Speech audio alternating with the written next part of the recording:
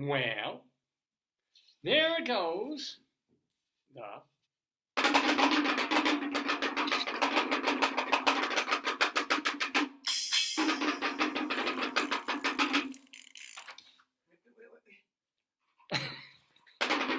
Yes, it is my job. Hold on. Great suggestion. Yes, let's start the show. Yes, there goes the Daverhood.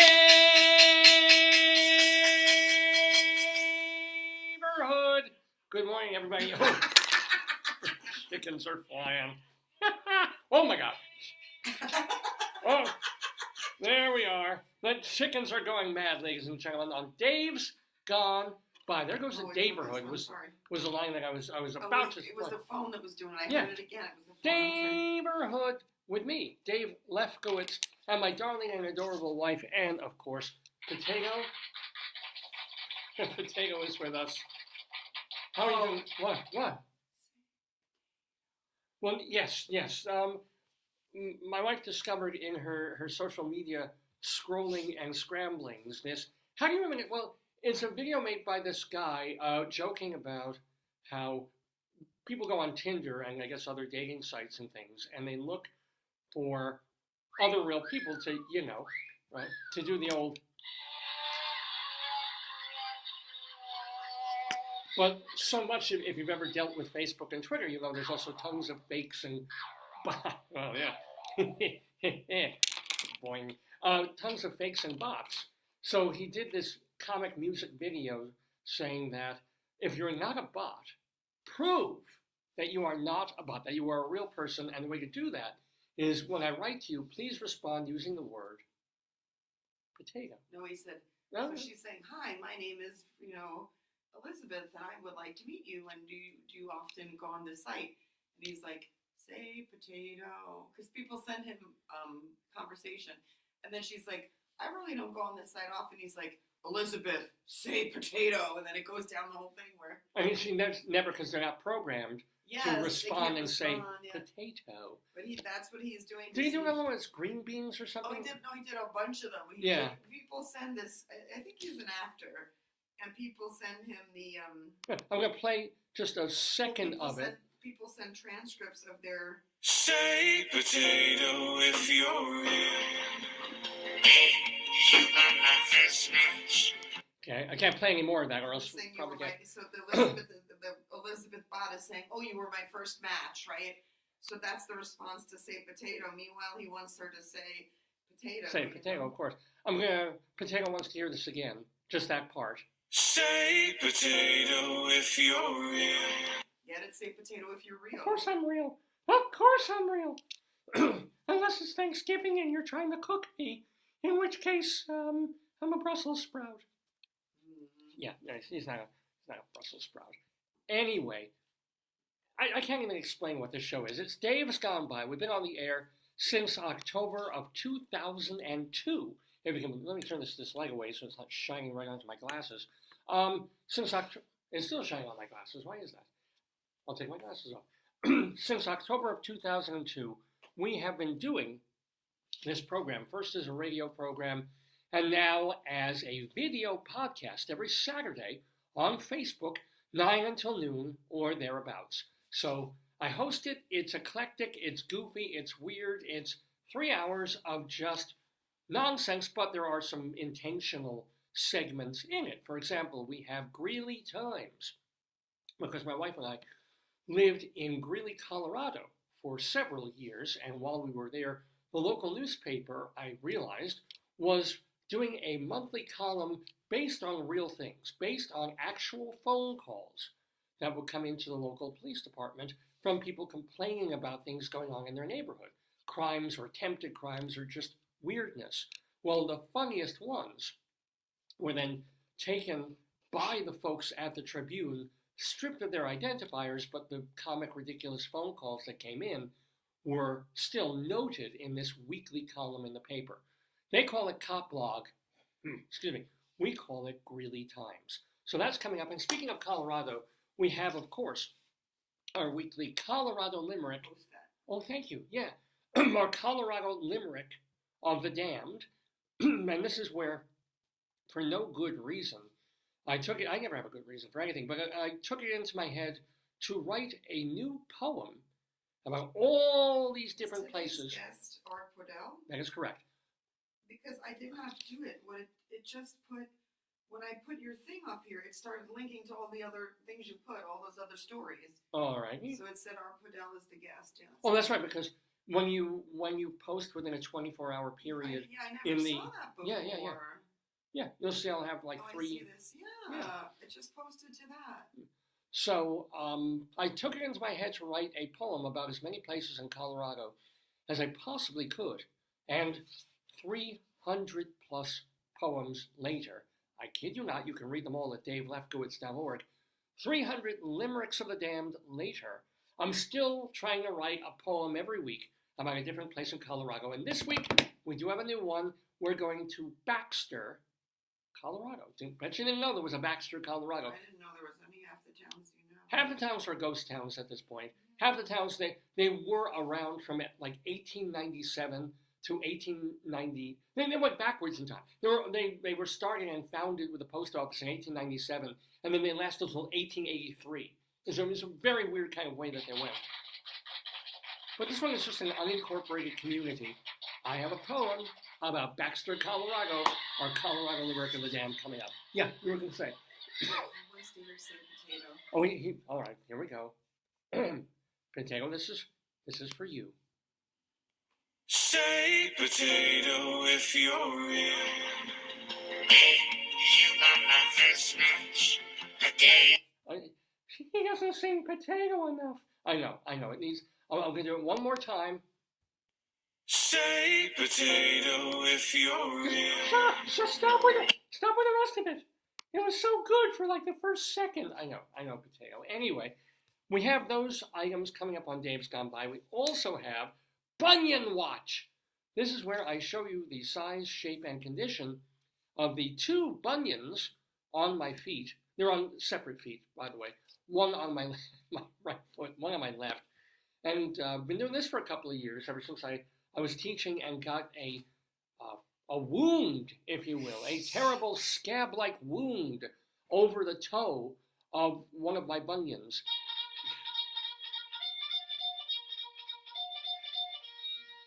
And I thought, hey, I'm on the air every week. Let me share a bunion with you. Let me share both of my bunions. And we look at them. We examine the condition of Dave's bunions on Bunion Watch. And more recently, I'm wondering if this will happen today.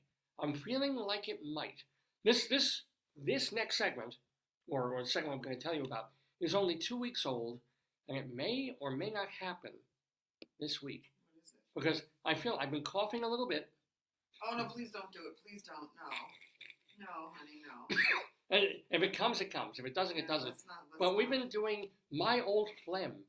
And this is, honest to God, because 2 weeks ago I was doing the program, and I had gotten up late in the morning, and being a 60-year-old Jewish man, and I hadn't spoken much up until I went on the air, I hadn't had time to get the catarrh, while my catarrh gently weeps, out of my system, out of my lungs, out of my bronchi, my tubes, and so forth. So on the air, I was like, oh, I'm and I grabbed my handkerchief and coughed up phlegm, and I thought, this is an opportunity.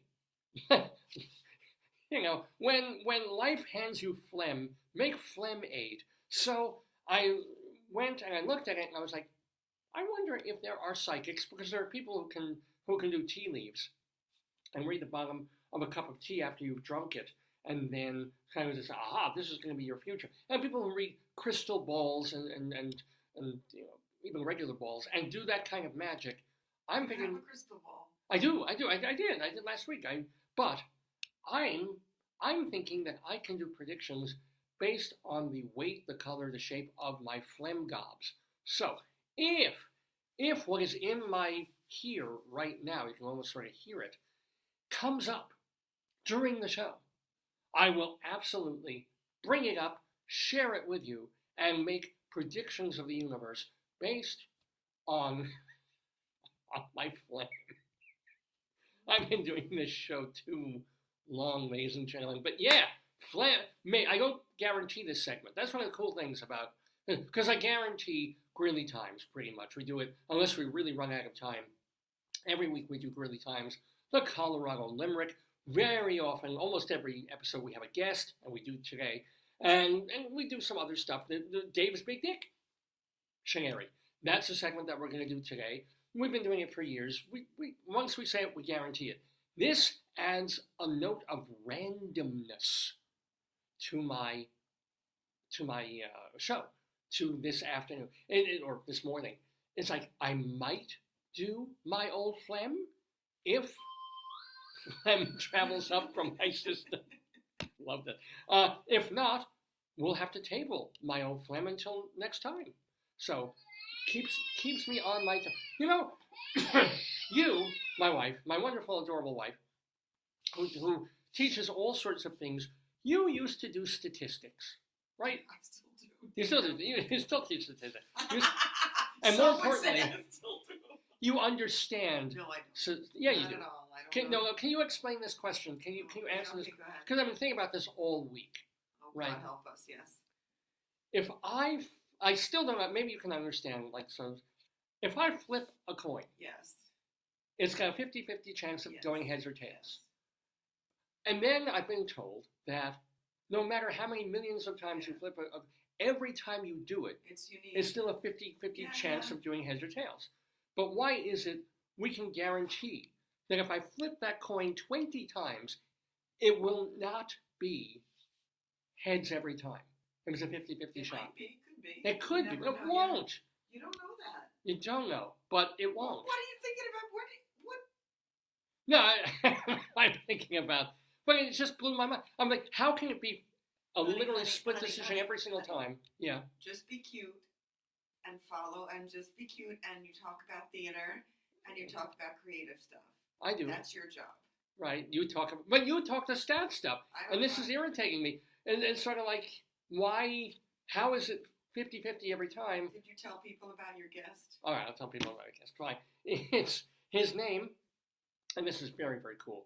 Our guest in the Daverhood today is someone who has been a folk singer, folk performer, and songwriter for more than 60, count them, 60 years. And he started, I mean, we've had folks on the show like, I mean, the late Oscar Brand, and we've had Melanie on the program, plus still excellent people. The legendary Tom Paxton has yeah. been on this show. And I tried to get some. Even Carol Channing. I mean, I thought she was so interesting. Oh, she was. But I'm talking about folk singers. Like we've had, who else? Christine Lavin of the more modern Yeah. variety of folkies. And I'm so many people. forgive me for forgetting a couple of. Oh, Judy Collins. Sorry, she's been on the show a couple of times. Even like October Project. Who was the guy who won the? He was so lovely. The guy who won the Tony. Oh, David. Well, David. Yes. No. He was art like I always feel he played the devil in something. I don't know. Oh, Andre the Shield. Yeah, he was like, oh my God, such an interesting interview. And you've had all the. Oh, he was great. And last time you had your friend from. Who that? Honorati. Oh, Peter Honorati, the actor. Oh, we've had amazing folks. You've had like yeah. But I'm especially when I got Tom Paxton on the show. That was a major moment for me because I was into folk music before I got into rock and roll. Before, I mean, I was listening to the Beatles and stuff, but then I got heavily into folk. And it wasn't until I sort of transitioned with Bob Dylan that I was like, okay, gotta kind of give up the folk scene and move forward as everybody did with him in 1965, or 66. So there was still, but I still have a great feeling of empathy for the times, for the Greenwich Village early folk scene, even though it was really before I was born, honestly. I was born in 1964. It was already transitioning out of that, but it was the times. And living in New York and visiting Greenwich Village to go see my aunt back in the day, Aunt Sadie, who lived right down in by Washington Square. And I'm even more so having feelings. It just occurs to me the second that I've been listening in the car to the audiobook of Henry James's novel Washington Square. So it's all in my head, all this time of Greenwich Village and the Cafe Wa and the Bleecker Street Cafe and the Cornelia Street Cafe, and what was happening in those heady, kooky, musical and creative blossoming times. So we've got someone who was there early in those times. I'm not talking someone who joined the folk movement in the mid-60s when every college kid who was lucky enough not to be shipped off to Vietnam grabbed a guitar and instead of going to classes just hung out in the village by a tree and tried to pick up women by learning 3 chords, which who wouldn't? But I'm talking about someone who was there in the late 50s as part of the real, like, post Pete Seeger, the Weavers, just post, big post Burl Ives, but really in the early era, the Odetta times, that when it was happening among the youth and the college campuses, but media hadn't picked up on it, record companies hadn't picked up on it, they weren't caring. Harry Belafonte had happened, so there was that level of stuff. Yeah. Well, this guy is a guy named Art Podell. And Art was part of a duo called Art and Paul. Ah, that's so clever. Well, it was his name. The other guy's name was That Paul. is so clever. No, but it's not named that. Here's the deal. What? This is the thing. These guys were together before the more famous Art and Paul. That's what I'm thinking.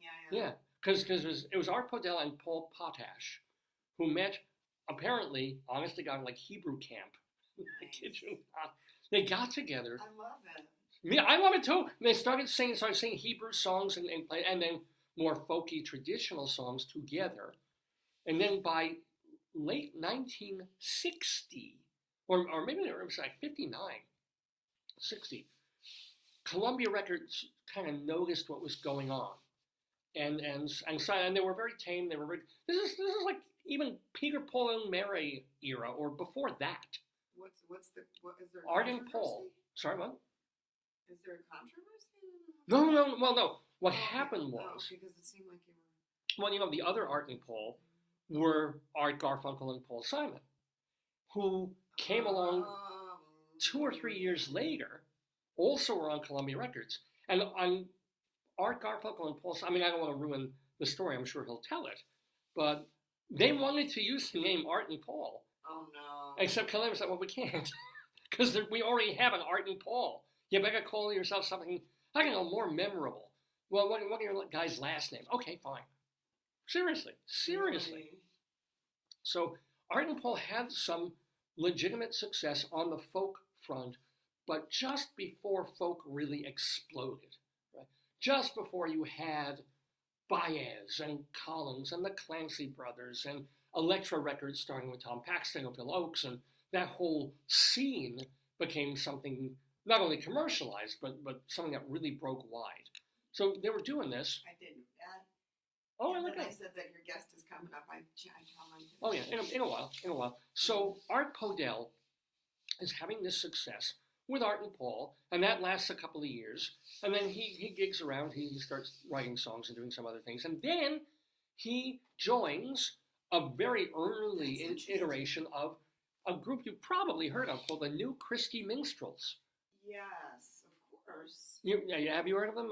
They're still around technically. I'm ignorant. I don't know anything. No, they were fairly well known. They had some hits, and he was on TV with the New Christy Minstrels with people like Barry McGuire and Roger McGuinn and those and Randy Sparks. He's played with everybody. Yes, and he hasn't been arrested once. But so, do you think he'll share any stories? I wonder. He might.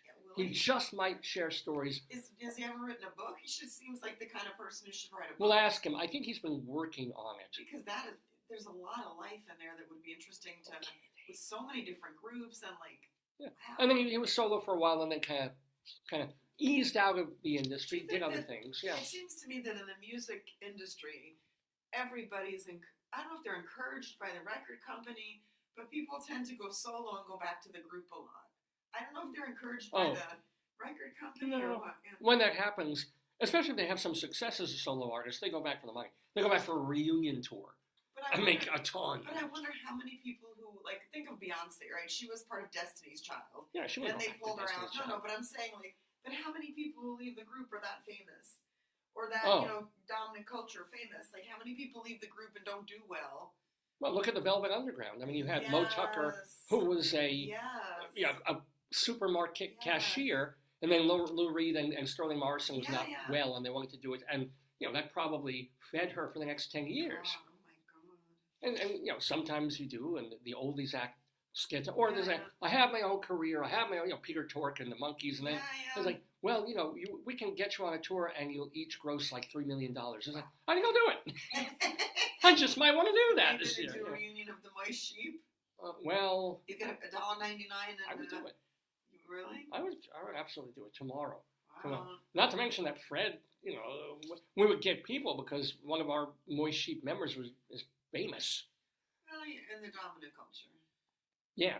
In this house, you're famous. In this house, and even in this house, Potato's more famous than I am. So no, he's not. He needs you to press say Potato. He can't pray. All right, I'll do it. Hey. Say potato if you're real. Yeah, okay. So Art Podell is going to tell the story of his life, especially and particularly those nascent 1950s, 1960s years in the village and the folk movement, being with the new Christy Minstrels. That's so interesting to see how things work. That's and we also want to ask him, of course, how real and how much veracity is in the great film A Mighty Wind, and also Inside Llewyn Davis. Yes. So I gotta see that. So do you think he'll be? I don't know. I'm hoping that he will be very, very discursive and tell tons of stories to the great if he's working on his book, he might be mentally processing a lot of this stuff to talk about. When you're working on writing, you might want to talk about it with the web. Plus, he also has a radio program that he hosts once a month in Los Angeles on KPFK radio of roots style and roots folk music that you can hear. You can go get KPFK. Download it. They save some of the archives, and so if you want to hear Art Podell's show, you can. That seems really interesting. You think about people he's probably just living his life, but he's encountered all this stuff. Oh yeah, I mean he's had a very good life comparatively. Do you think he has any secrets to tell? I mean he's not like Jackson C. Frank. No, I know. Yeah, but we'll find out. Well, because Rabbi Saul Solomon, the one, the only, the Jewish Rabbi Saul Solomon is going to talk to a landsman, Art Podell, who went to, I kid you not, the school I almost went to, Yeshiva of Flatbush. Come on, you're kidding me. I kid you not. What do they say? Is 6 degrees of Kevin Bacon? Is that? Had I stayed in Brooklyn, I probably would not have gone to public high school. I probably would have gone to Yeshiva of Flatbush. Graduated from Bialik School on Ocean Parkway, and then moved on to Yeshiva Flatbush. But we moved to Long Island. I had a different and I think quite happier life, and so forth. But but he went all the way through. He didn't go to Bialik, but he went to Yeshiva Flatbush, the one, the only. Yeah. So Art Podell with Rabbi Saul Solomon coming up on this very episode of the Dave's Gone By Facebook, your podcast, your programmio of the stream. Now, do you happen to have, if not your phone, you have my phone. I don't know where your phone is. I know, but you should see. But, I'm looking good. Can you check with Merriam-Webster? Oh, the word of the day. And let us know. Of course I can. What the word of Hayom is. Tell them what you thought it was going to be. Oh, what was it? Well, I'm hoping it's entremet. Well, we were watching the bake show. Here, you can. The Great British Baking Show was on again this Friday. They're up to the we finals. watch it in installments that we can only, Well, it comes out once a week. We can't we can't binge it. So the Great British Baking Show, and the big word of yesterday was entremet. Good word. It's not my word. It's the word. I'm also looking because I need a piece of paper. Let me grab a pen, honey. I'm sorry. Oh, I have two here. I've got one. It's okay. Okay. So one other segment that we do on Dave's Gone By, most episodes these days, is called Dave's Big Dick. Shinnery. Let's do that again. I can say it louder. Dave's Big Dick. Dave's Big Dictionary tells, or I tell, the thing is, we get a word at random. Any word in the English language that comes out of Merriam-Webster's dictionary. Well, I think like they have canoodle, grumption. I think I don't know how they cover stuff, but they have a plan in how they go across these different. I'm not sure how they decide, but yeah. Yeah, well, they come up. See, when we first started doing this segment, it was kind of fun. I missed this, where I would hand my wife a dictionary, and she would just thumb through it, and then at random stop her finger, and then that would be the word of the day. That was truly random. I love that. Now, kind of the fun is taken away because Merriam-Webster does it automatically. It's like, oh, we're picking the word for you. Thank you, Webster's. You have your phone, yeah. Yeah. So the word, though, that they have chosen for the word of the day is negotiate. Negotiate. To negotiate is to discuss something formally. In order to make an agreement. It can also mean, when applied to people or things in motion, to go through, around, or over successfully. Like I negotiated that turn, even though there was a car in the left lane. Navigate, correct. Yeah. So the parties negotiated an agreement. So we'll talk more about the word negotiate, but my job will be, later in the program, to come up with something to talk about extemporaneously for 5 minutes or so that the word negotiate brings into my head, whatever it is, whether it's directly tied to the word or it makes me think of something else that makes me think of something else. I talk about that. Yeah. It's basically a challenge for me to try and be amusing, if not funny, about anything that I'm suddenly forced to talk about. It makes you reflect. It's something you don't. It's a non-rehearsed thing. You have to do extemporaneously or live. Yeah. So that Dave's Big Dictionary will be with the word negotiate. So that's the show here on this Saturday, November 23rd. It's the Saturday before Thanksgiving weekend here in the Daverhood. It's our 968th episode of the program that we are calling, you're going to love this, we're calling it PODECAST. Oh, I love it. May I have your phone, honey? Oh, yeah. Get it, PODECAST, because she get it. Of course, you get it. PODECAST. I would like to negotiate that title. Thank you. Thank you ever so much. So, I wish there was more to talk. We already mentioned entremet. Well, it comes from the Latin, meaning to do business, trade, or deal. Or negotiate. Oh, what is the Latin word? I can't say it. It looks like negou. Negotiare. Oh God. Do they say in Latin shut like negotiare I never or? learned Latin, so my mother would know Latin or French. I didn't learn either. Yeah. I didn't go Latin. I didn't go Greek either, which is why my asshole is very tight. But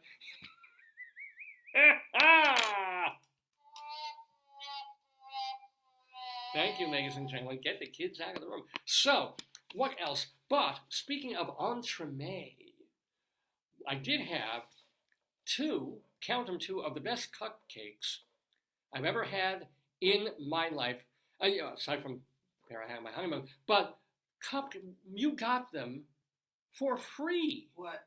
The cupcakes. Yeah, so I'm very curious, right? And I'm really, so this is sad. I'm really a shy person. She's very curious, and yet I try and set her up with other women. No. I'm really very. I'm not. I think people think I'm extroverted, but I'm not. I was always very introverted as lonely. Yeah. But because I need my tea. I was in a desperate state to get my tea. She drinks iced tea. Lives for iced tea. Yeah. But without ice, just lukewarm. And so and unsweetened. I'm so desperate for that. So I'm going in to get our lunch after your show, and I see these people lined up, and I see people handing people like these little plastic cases. And so I say to the person, "Oh, what's going on?" Because I had all my bags, And the woman said, "Oh, this is my doctor, and I had a lung transplant 14 years ago." And I said, "Well, you look great." And I'm thinking, what am I missing? Like, is this like what you're doing? Well, her lungs are on the inside. I was like, is this some kind of club or something? Like, what do we do? And I said, so what's going on? And they said, this is World Lung Cancer Awareness Day. And then the man said to me, I'm the surgeon. He was from Hopkins, right? Yeah. And he's like, I'm the surgeon. And I said, well, you did a beautiful job, And I said, so what are you doing here? Is this like a celebration or something of like people who have, like quote unquote, like beaten lung cancer? And he's like, no, it's Lung Cancer Awareness Day. We're giving out cupcakes. And I was like, okay. And then there's a woman standing there, And I said, may I please have one for myself and one for my spouse? He's over there in the car, and I pointed to you. And she said, of course you can. I'm a social worker. I'll give you anything you want. And I was like, thank you, ma'am. And then she handed me one chocolate cake, one vanilla cake with buttercream, and they had little insignia of lungs on them, right? A little Yeah, they're little drawings, cute little drawings of lungs. My phone's not here. We should have taken pictures. We didn't. No, I was too busy eating. Yeah, they were delicious. Yeah. They were from the Jason's cupcake place. They were delicious. Oh my goodness, dude. No, some of the best. I mean, I like cupcakes. I'm not a huge cupcake aficionado. I enjoy them. But these were. My grandfather had laryngeal cancer. I should have shared that. Well, it's not the lung, but it's the throat. It's near getting. But the amazing thing is they were giving out in front of the store, in front of the what is it, GM? Not the in front of the Jason cupcake place. In front of the cupcake place. They had like like in these baking shows, the rack where they have like. Yeah. And I looked and I was like, there's this nice lady standing there. And she's just handing, and I was like, I'll get on the line, and then I said, could I have two? And I think they were surprised I didn't just grab them. And the woman's like, yes, you can have whatever you want. I'm a social worker. Oh, yeah, but you should grab 10. No, but I didn't want to just grab that. It's rude to grab like these cupcakes because I know. Well, she said you could have whatever you wanted. I want to see how much one of them costs. Probably it's got to be $5 a cupcake. Oh, more than that. These were like. Well, they're not huge, but they were delicious. But the weird thing is, they had these all lined up in front of the place. And giving away free cup. And then 2 stores down, they had the folks from Obesity Awareness Week. And they come and snatch the cupcakes out of people's hands. No, there's no vape shop in that thing, though. See, like, if it were that would be the place, yeah. If it were me, honest to goodness, I would probably, let me go back a minute to order online. I would do it in front of not even a vape shop, a dispensary. Oh, my God. If you order a cupcake from them, it's ready in 2 to 4 minutes. That's good. What do they charge? They're $5 a piece. Oh, unbelievable. Yeah. I mean, not unbelievable. That's what things are nowadays. Yeah. And it's delicious. I mean, with the butter. And now I know why people rave about buttercream that's made well. This buttercream is a beautiful thing. I mean, if you could have got out, you should have come back and shake their hand. I was gonna come out and shake my. Can I get one for my wife? Let me tell you, they were lovely. Yeah. They were such lovely people, and I was standing there with like my tea. That's my thing. I was like drinking it, and then the woman's like, "I'm a lung cancer survivor." I'm like, "Oh, great!" I'm like, It's like, "Is this your party?" I said, "Is this the party?" Yeah, well, because it's so incongruous. Or like, what is it? And the thing is, there's a health center right there, but they're not in front of the health center. They're in front of a cupcake place. They were not near the health center.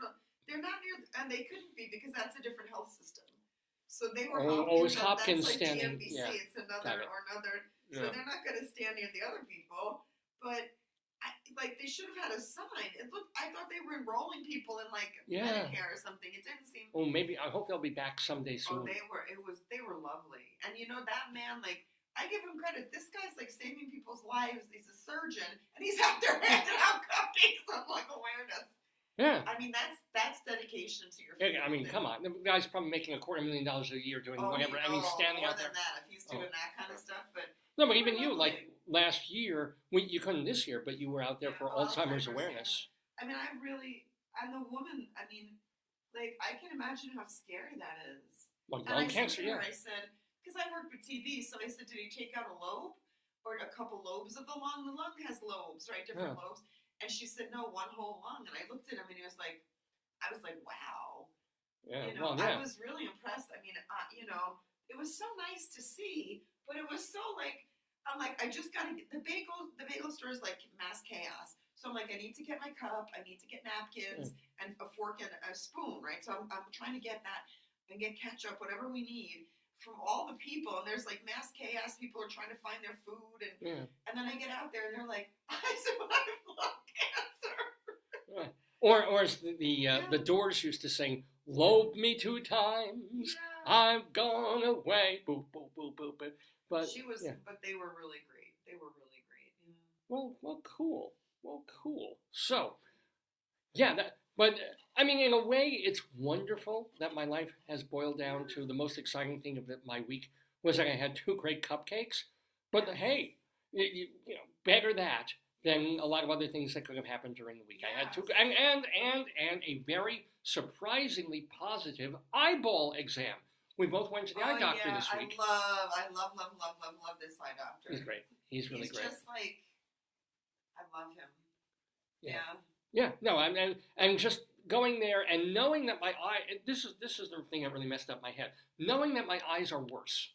Knowing that I now, to read anything, I need glasses now. Yeah, I mean, I can kind of see this, but to read this clearly, and even recently, we're at the, Walgreens or these places to look for spare glasses because I cracked 2 of them. And do I want 1.5? And someone's like, maybe I need 2 now. I can't tell. I wouldn't be able to tell. I mean, I know you can tell, but I don't understand how they work because I've always worn real glasses. It had to do, really just with the distance that you're holding something away.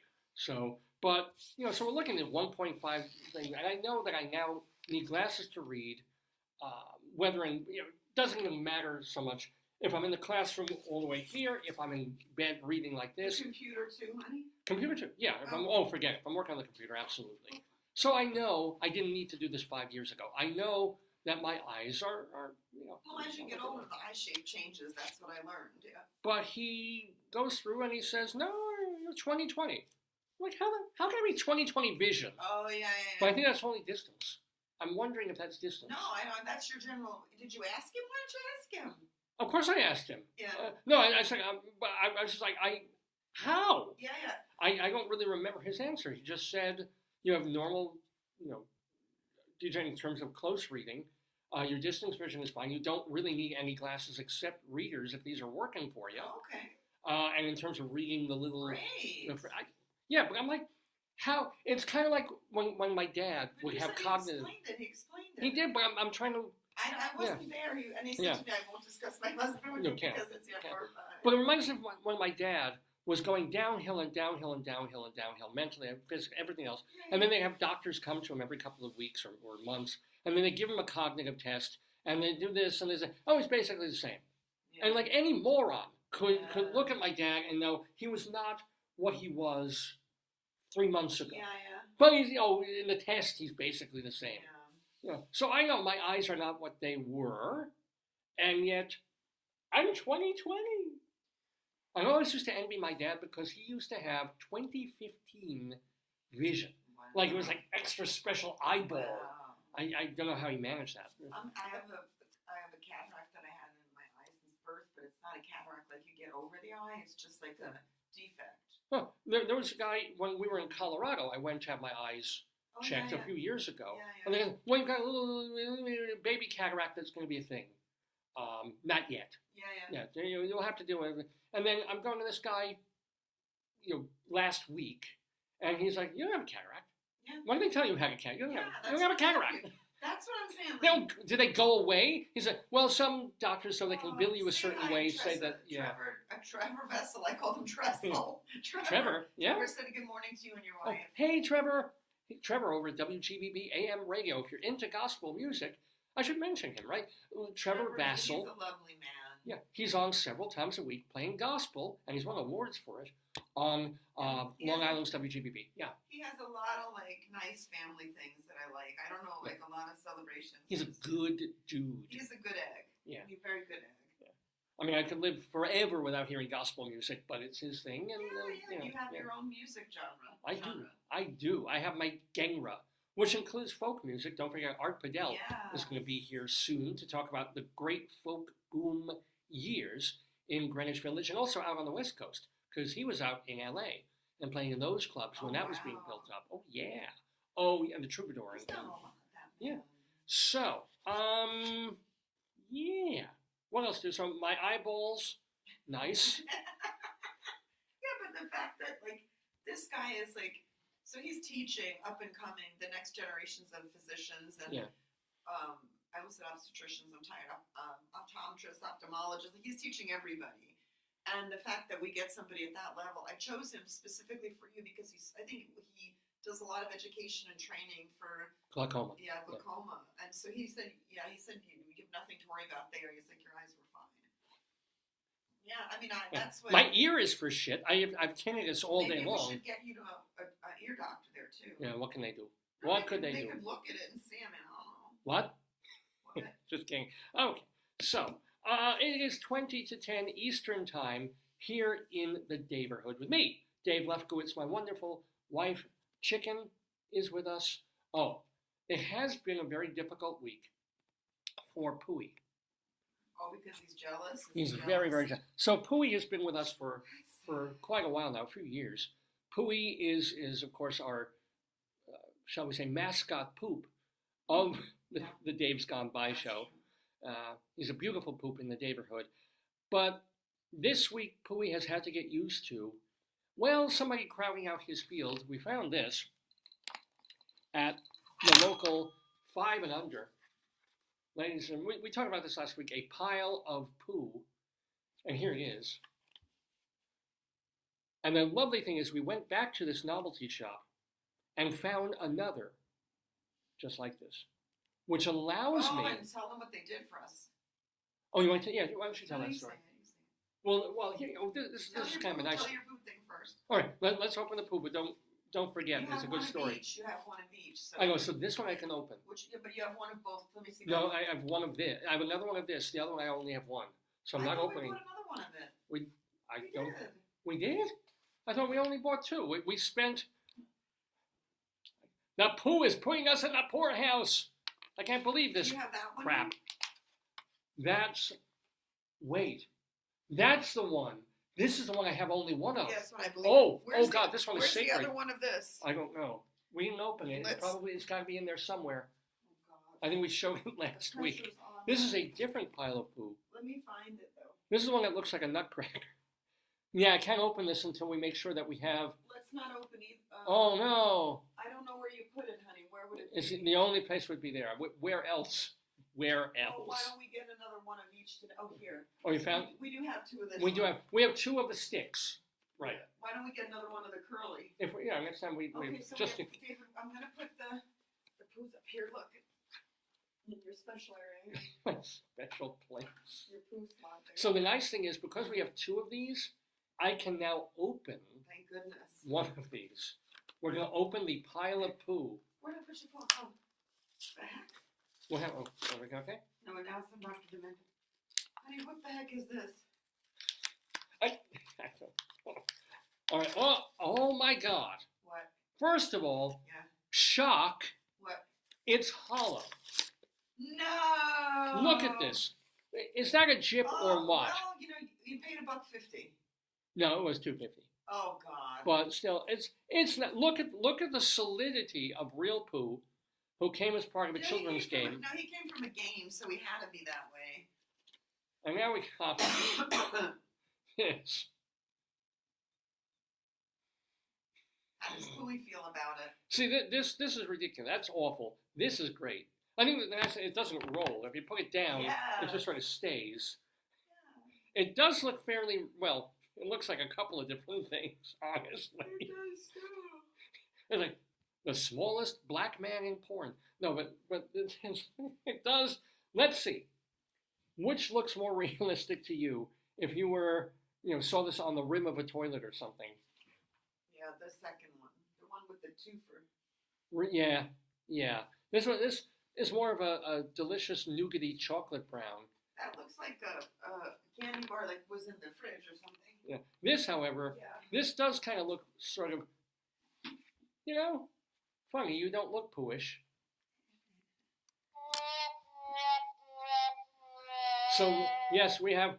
So, Pooey will remain our official mascot. Maybe he's a friend. He might like them. He Yeah, might he be got a friend. lonely. Everybody... I'm going to give him a hat. But everybody in our family has more than one. So maybe Pooey now has friends. Yeah, Pooey has Now friends he's a now. trio. Maybe he could be like your guest and be a trio.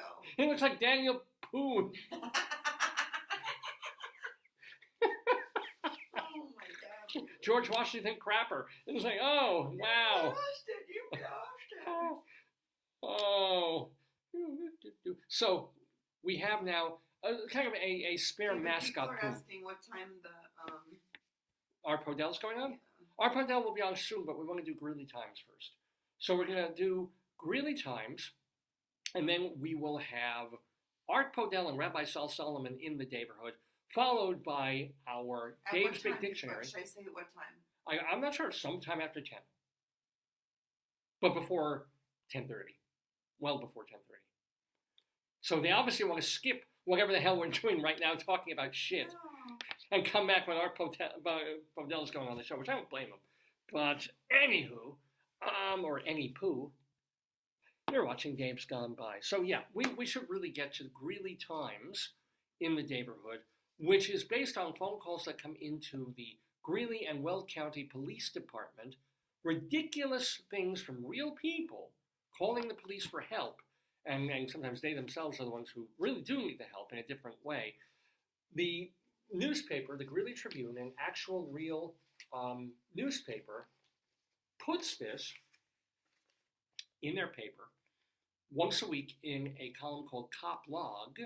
We take the best and the funniest of those, share them with you in a segment that we have been calling Greeley Times. Oops. Oh, I say it beautifully and then I typed the wrong thing. Greeley Times.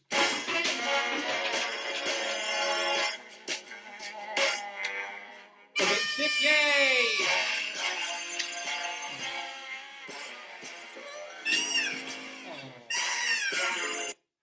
Yeah, we've been having some sloth issues. Well, one remained. One decent wall sloth remained. Do you want to throw them? They're not going to stick. I mean, at least one is sticking. So. Make sure I'm not on camera. Yeah, don't. Oh, what, he's just flipped. Oh, God. And we wonder why people are waiting ever so patiently for the interview. Oh, go! Oh, yeah, there we go. Come on, you can do it. Oh, watch your head. You're almost on the. Okay, yeah. sorry. Oh, brava, brava. Come on, you can do it. Oh, Oh goodness. Yes. Oh. This show is brought to you in sloth motion. Oh, yeah. That's cheating, sort of. Will it even? No. Pop that up there. Okay.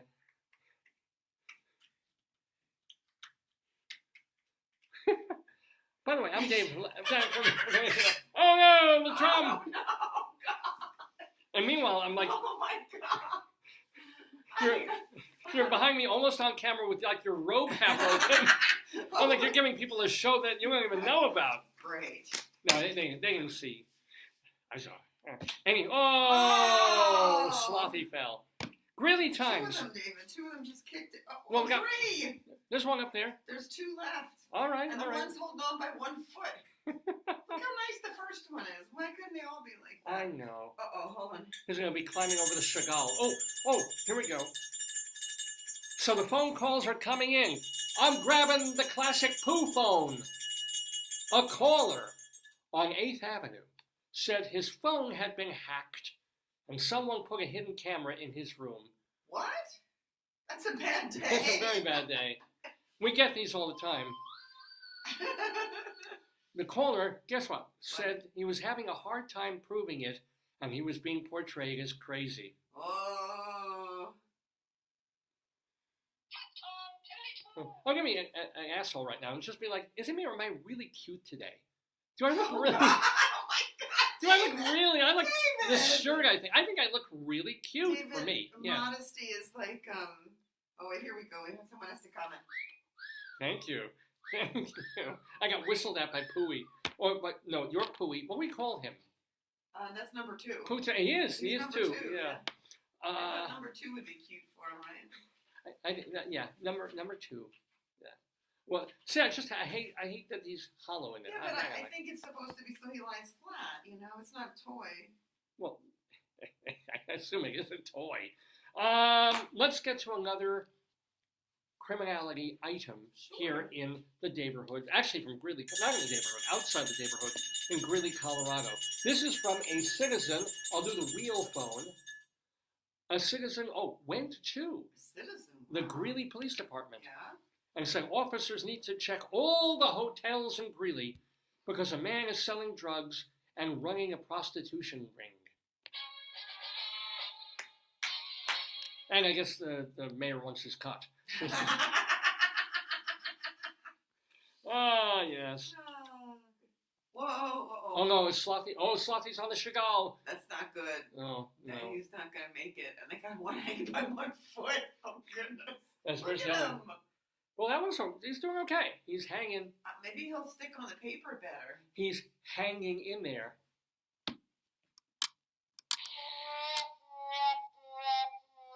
Do I hear another call? What? Chicken phone. A caller on 26th Avenue said a homeless man lying on the ground had a plastic bag on his head. Yeah. The caller was worried the man was dead. Oh my God. But the guy left as the caller was on the phone. That's good. Maybe he was just trying to sleep like a cushion. He was on his bag phone. It's like, Oh, that's scary though. If you've ever, I found a dead body. Like it's scary. oh well. Yeah. Where did you? No, you went with someone who saw their spirit. When did you see a dead body? Oh, Though? my mother was the nurse. We go to everybody who was Oh, yeah. sick, and a lot of times you go in there dead. Oh, that's not good. Yeah, no, it's not good. It's not good at all. It's not good for them, obviously. Well, depending, but I mean, like. But I just remember that was the way they used to terrify Yeah. children. When we would get back in the day, Yeah. most things were dry cleaned. If you had decent clothing, Yeah. you couldn't just put them in the washer, bring them to the laundromat. You went to the dry cleaners. They brought you back Oh, the they dress. said, right, this is a choke. And they take the big bags, things like, Yeah. don't touch the bags, children. Yeah, You'll. I'm sure for kids, like, think about it, like, that they're very tactile, you know? Yeah. And they're interesting because you can see through it. It's Yeah, like, they're fun. But that's not, Yeah, but I'm sure there were dumb children. Because you do want to play with them. You do want to put them over your head and see how you look. And then you breathe and it's like, ooh, you know. You can't. You inhale the bag, yeah. Yeah, Uh-oh. yeah. It was still fun. Ooh, another call. Ice cream phone. A caller on 2nd Street said someone drove through a fence on his property the night before. This is kind of cool. How can they find him? The caller found a license plate from the vehicle that was left behind. It's like, I wonder who it was. But did you get the license? As a matter of fact. Yeah.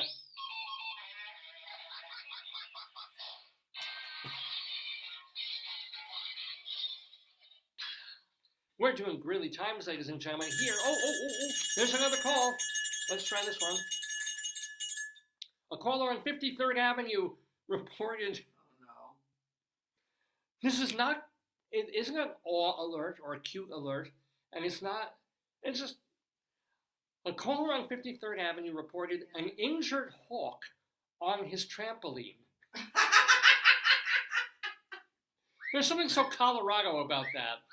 It's like not just an injured hawk limping along. He's on the trampoline. He was trying to rehabilitate himself. Ah! He hurt his foot. He was doing rehab on the trampoline. I got him up in Gunnison. I took him home. God, Man. That is Colorado. Oh. Colorado. He's going to have to clean that trampoline, I'll tell you that. That's Oh, look at Slothy. Slothy's like swinging it. Look at him. Look at him. He's doing, there he goes. That's all right. Back to the chicken phone. A caller on 1st Street said someone had been knocking on her door for the past 5 minutes, and the knocking had become more aggressive. The caller finally got a visual on who was knocking. Ooh. Well, it was her aunt, who was intoxicated and couldn't get in. Oh. Like, I got presents for you. I wonder if, according to the Great British Baking Show, she was Aunt Ramay. See, that Aunt Ramay, one of our words there. Let's do another couple of Greeley Times. We're rolling through them. We have so many of them, which is wonderful. A caller, okay. Okay. Yeah, may I help you? That works well. This is good. Look at that. Yeah, except I got Oh, that's Baxter, right, yeah. yeah. Sure. A caller Yeah. at an unknown address. Ooh, wait, we gotta do that. Maybe from outer space. Oh. Outer space? Well, maybe. We don't know. It could be Pluto. It could be Mars. Can't they trace everybody now? That's who we're in? Yeah, but they don't want to go up into Uranus. Oh, okay. I got it. A caller at an unknown address said 2 women who seemed high drove up and asked the caller's boyfriend if he had seen a certain dog, and then they showed him a picture of a house. Well, he's house trained. Here's the house like he's that. Like, here's where he lives. Have you seen? Can you tell him? That's wonderful. Oh man. Maybe they were trying to meet him. You know. Oh yeah, no. Or You should just say potato to them. You know, and they could. Yeah. What did you say, Mommy? I don't know. What word did you use? Say potato if you're real. You are my first match. Okay. Now, one or two more, and then we have an elsewhere. We do have an elsewhere for you. Okay, a caller on 20th Avenue reported that two men were trying to sell perfume to women out of a gray van in a parking lot. You know, I don't know about you, but I get all my fine fragrances out of a van down by the river. Still, even if it's bad perfume, I don't know why they're making a stink.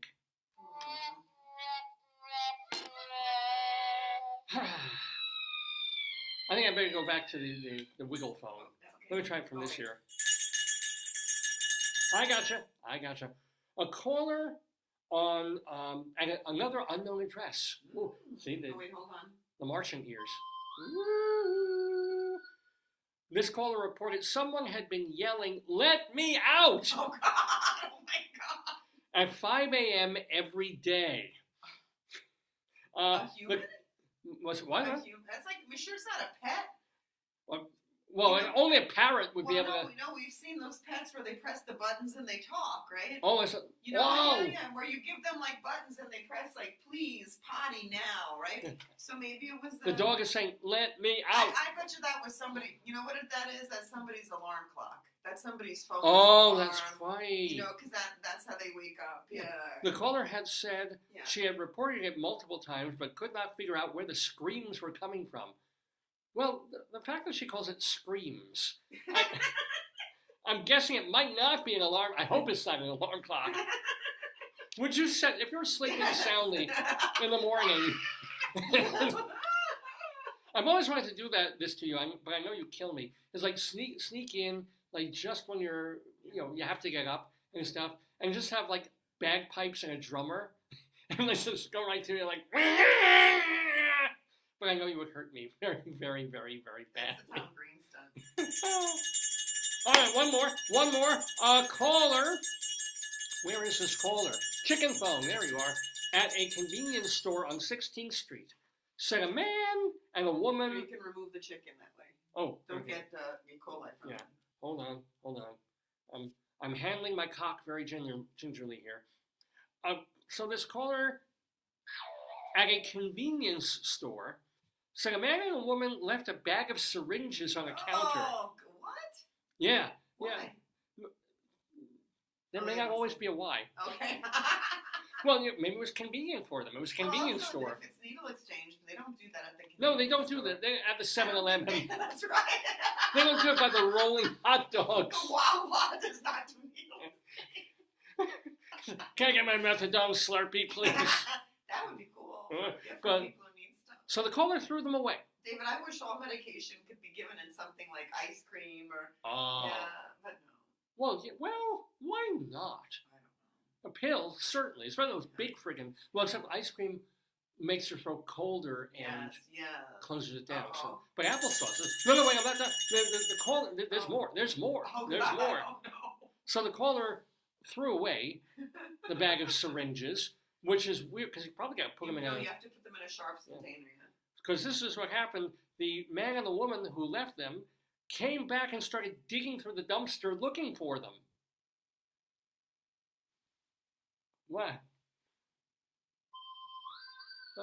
So, anyway, the owner of the convenience store didn't make fun of them, but she did needle them a little bit.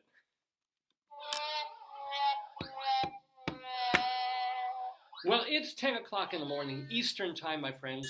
You're watching Dave's Gone By here on the Dave's Gone By Network on Facebook. It is our 968th episode of the show. We're calling it PODECAST because Art Podell will be here in just a couple of minutes. But we do have speaking of, we have an elsewhere. And what an elsewhere is we go to a place that isn't Greeley, Colorado at all. It isn't even in Colorado. But it's weird, crazy, goofy-ass news from a whole different place. In this case, we're going all the way to Barcelona, where a Spanish court, and I don't know how to feel, I mean, I'm going to side with a supermarket on this, but a Spanish court has upheld a ruling that a supermarket worker was unlawfully fired for having eaten a croquette that was going to be thrown away after not having been sold from the store's deli section. Okay, so was it thrown? It was in the garbage. It was about to be in the garbage, but this store worker ate it. Are they supposed to buy it? Well, yeah. The store had closed for the day. Okay. And the worker, this was back in July of 2023. If they put it in a bag and took it home, could they eat it at home? I don't. Is it that they ate it at the store? No. Yeah. Well, here's what happened. The store closed. Okay. And the worker snarfed down the fried snack. Oh, I love the word snarf. Snarfed down the fried snack, which was destined for the trash. Mm-hmm. Now, the Superior Court of Castilla-La Mancha rejected an appeal by the supermarket chain Mercadona. What's the name of that? Yeah. Thus upholding a lower court decision from May 2022 in favor of the worker, or May 2023 maybe. Mm-hmm. So here's the deal. Company policy prohibits workers from consuming any product found in the store without having paid for it previously. Okay? So the worker didn't pay for it, found this thing that was going to go into the garbage and popped a croquette into it. So they wanted them to pay for it. Or put in the garbage. But the court found that it was common practice for workers to snack on ready-to-eat food products that were just going to be in the trash anyway. Yeah. And also the court said, this is the thing that gets me, that it was somehow key that, quote, the worker didn't eat an entire package of croquettes, just one single croquette that was not going to be put back on sale. So it was really, what they're saying was really going to be like garbage, so that it doesn't count. Right. But I don't get this distinction, like, if it was a package of croquettes going into the garbage, why would that have made a big difference? Maybe the amount of money, there's a certain thing. But for me too, like, I often think, like, because I've been at places at the end of the day where they're like, here, just take more stuff. But they're telling you.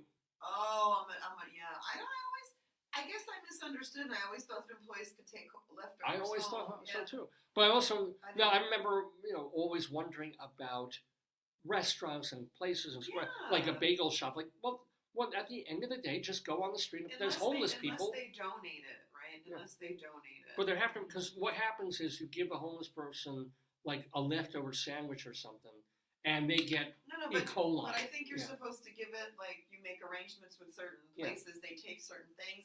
But there's certain things I remember we used to donate from, like, even the old university, that they couldn't take. Yeah, they had been, and then they stopped. And then there's certain things they can't take. So why not let the students who work in a cafeteria or the workers take home things that... One assumes, one hopes that they did, but they may have even been not allowed to do. I think there's a difference between going in and taking, like, a pastry off the shelf that's going to be sold. Of course. For a pastry that's going to be tossed. I mean, I think that there should be some rule. And the thing is, if the guy had waited for it to go, like, gently in the garbage, and then literally, like, when he brought it outside, grab it, he would have been completely within his... But here, he was in his rights, according to the court. Mercadona, the supermarket, had to pay the worker $42,000 in American lost wages. If they would have just settled it, it would have been better for everybody. I'm sure the market wants to have a precedent here. Now they don't. They did. It's actually worse for them that... Now everybody can grab I can take 2 cupcakes at the end of every day. Yeah, or whatever's left. But I think, it's just nice for people. They work there. I mean, it would make me happy if I saw workers eating stuff from the store, because then it's good. If the workers are making stuff and they're not eating it. Oh, yeah. Yeah, I mean, it tells you there's something, Yeah. No, but I assume one of the perks of being a waiter in a restaurant, aside from tips if you have a good place, is that, first of all, whatever the chef is making, you probably have to try a piece. So you can talk to, it, yeah. oh yeah, I taste it's really good, yeah. And then at the end of the day, unsold plates, I assume. But I don't know what they do. We don't know about. Because the restaurant can't reheat. Get somebody on who works with this stuff. Yeah, I know, right? So Mercadona got $42,000 in lost wages, $600 in legal fees, That's crazy. and the supermarket had to reinstate his job. Wow. But I love the end of this. This is an Associated Press story, and this is the final line of this story. Court documents did not indicate the flavor of the croquette. Oh, come on! Does that matter? Which in Spain is a popular food, found typically made from ham, chicken, or cod. So I don't know why. I mean, they just put that in as a goof. It's like they somehow, even in all these documents, neither lawyer mentioned what flavor the croquette was. That was so irresistible. I think that's just crazy. But no, obviously, if I were a restaurant that had leftover food, I would first people I'd give it to with the employees. Yeah. Bring it home for your families. If no one's eating this, have dinner, all of you. You know, I don't understand all of that. I mean, I don't know. Maybe there's some, I don't know, like store policy and.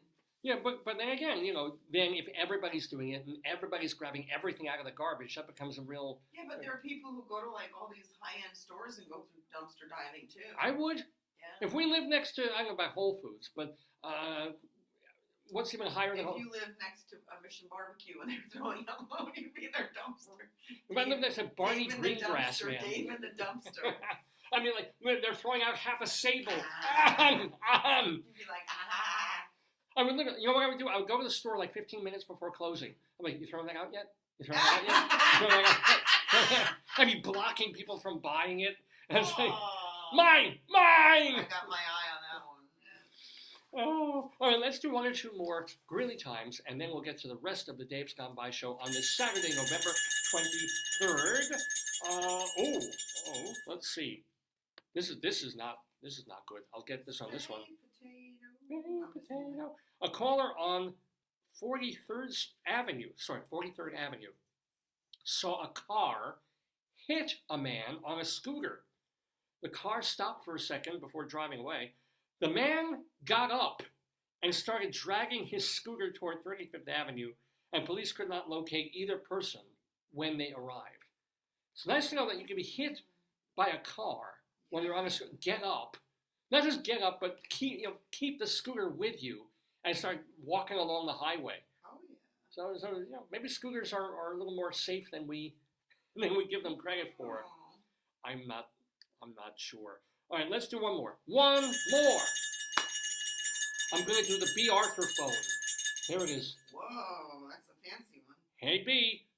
A caller on 11th Avenue said he saw a Facebook post about a man asking people at a park to scream as if they were scared. Oh, thanks for film. Maybe. The caller saw the man heading toward the Greeley Evans Transit Facility, so the caller was hoping that police would come and speak to him. And the police did talk to him, and he's like, ah! You never know. In Greeley, and of course, Greeley Times. Mr. Horace Greeley was no fool. No. I'm sure that you'll agree with me that Greeley was no fool. What he is getting at is that Mr. Greeley was no fool. Yippee-yi! Yippee-yi, yippee-yi, yippee-yi, yi-yi, yippee-yi, yippee-yi, yippee-yi. Say potato if you're real. Yes, ladies and gentlemen, you're watching the very, very real Dave's Gone By show. No more phone calls. Here in the Daverhood with me, Dave Lefkowitz, my wonderful wife, Potato. We've got Pooey. We've got number 2 with us. We've got chickens with us. We've got slots on the wall. And we've got all of you guys watching. Now, if you've missed part of this show, or you want to watch for whatever reason parts of this show over again, you can go to our website, davesgoneby.com. DAVESGONEBY. davesgoneby.com. This is literally, if you want to hear the very first show that we have ever done, you can go to davesgoneby.com and just stream it. It's an audio show. We were on the radio. And then if you want to hear our 87th show, go right. You want to watch our 798th program. They're all there. Hundreds and hundreds of shows, thousands of hours of comedy, for many years, music too, plus our skits, our interviews, all of it. davesgoneby.com. We're also back up and running very merrily on archive.org. They've resolved their hacking issues, thank goodness. And so, yes, you can watch us and hear all our episodes as well as our interviews separately too on archive.org. We have a channel there. If you just care about the audio of the program, you don't want to see this cute face, well, we put our audio archives in a regular podcast form on castbox.fm. Castbox.fm, which is specifically for folks on the go who want to listen as a podcast. And then what else? Is there any? Well, we have a YouTube channel, Dave's Gone By, and you can find us on totaltheater.com as well. All different ways to get really the same stuff. The stuff that you watch live on Facebook, Saturday mornings from 9 until noon or thereabouts, or the stuff that we archive on the main website, davesgoneby.com. Well, we've been pushing it. People have been excited and waiting for this. We have a folky legend in the Daverhood today, this Saturday, November 23rd. He was part of Art and Paul. Art and Paul are both still alive, by the way, of Art and Paul, as well as the other Art and Paul that are not them. But Art Podell is alive and well, and in his late 80s, I believe. He hosts a radio program about folk music. It's called Roots Radio on Los Angeles station KPFK. He's also got a website called artpodell.com where you can read about his life. He's got some blogs that he's written there. Also, you can order some CD music, more recent music that he's been making and putting on CD. Main thing is he was there, not only as part of Art and Paul and the New Christy Minstrels, but as a singer and songwriter and guitarist in his own right during the really beginning parts of the folk boom of the very late 1950s into the early and mid 60s. The folks who were down in Greenwich Village and starting what became a true and legendary American scene. So talking to Art Podell is the one, the only Jewish Rabbi Sol Solomon. Rabbi Sol has been on this program since our very first episode.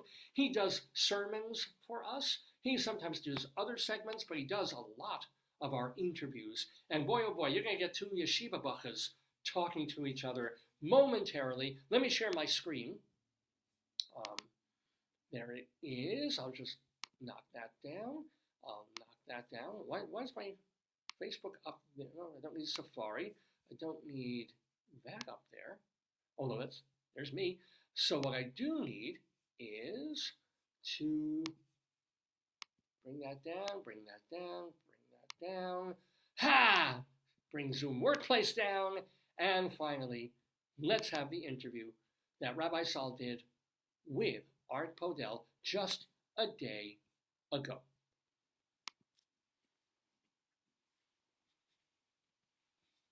Oh, shalom, my friends. This is your old pal, Rabbi Sol Solomon, founder and spiritual leader of Temple Sons of Bitches in Great Neck, New York. And I know you love music. Everybody loves music.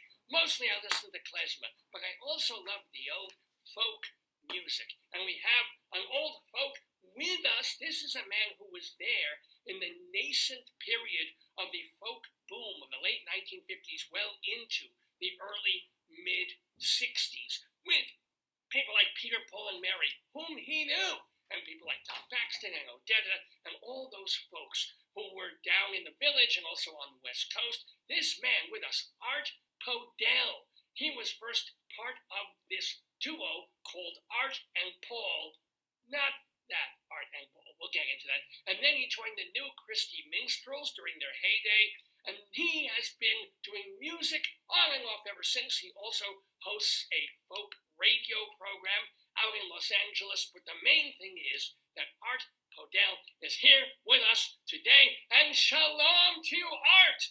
Shalom uvracha to you. Shalom. Oh, you know the lingo.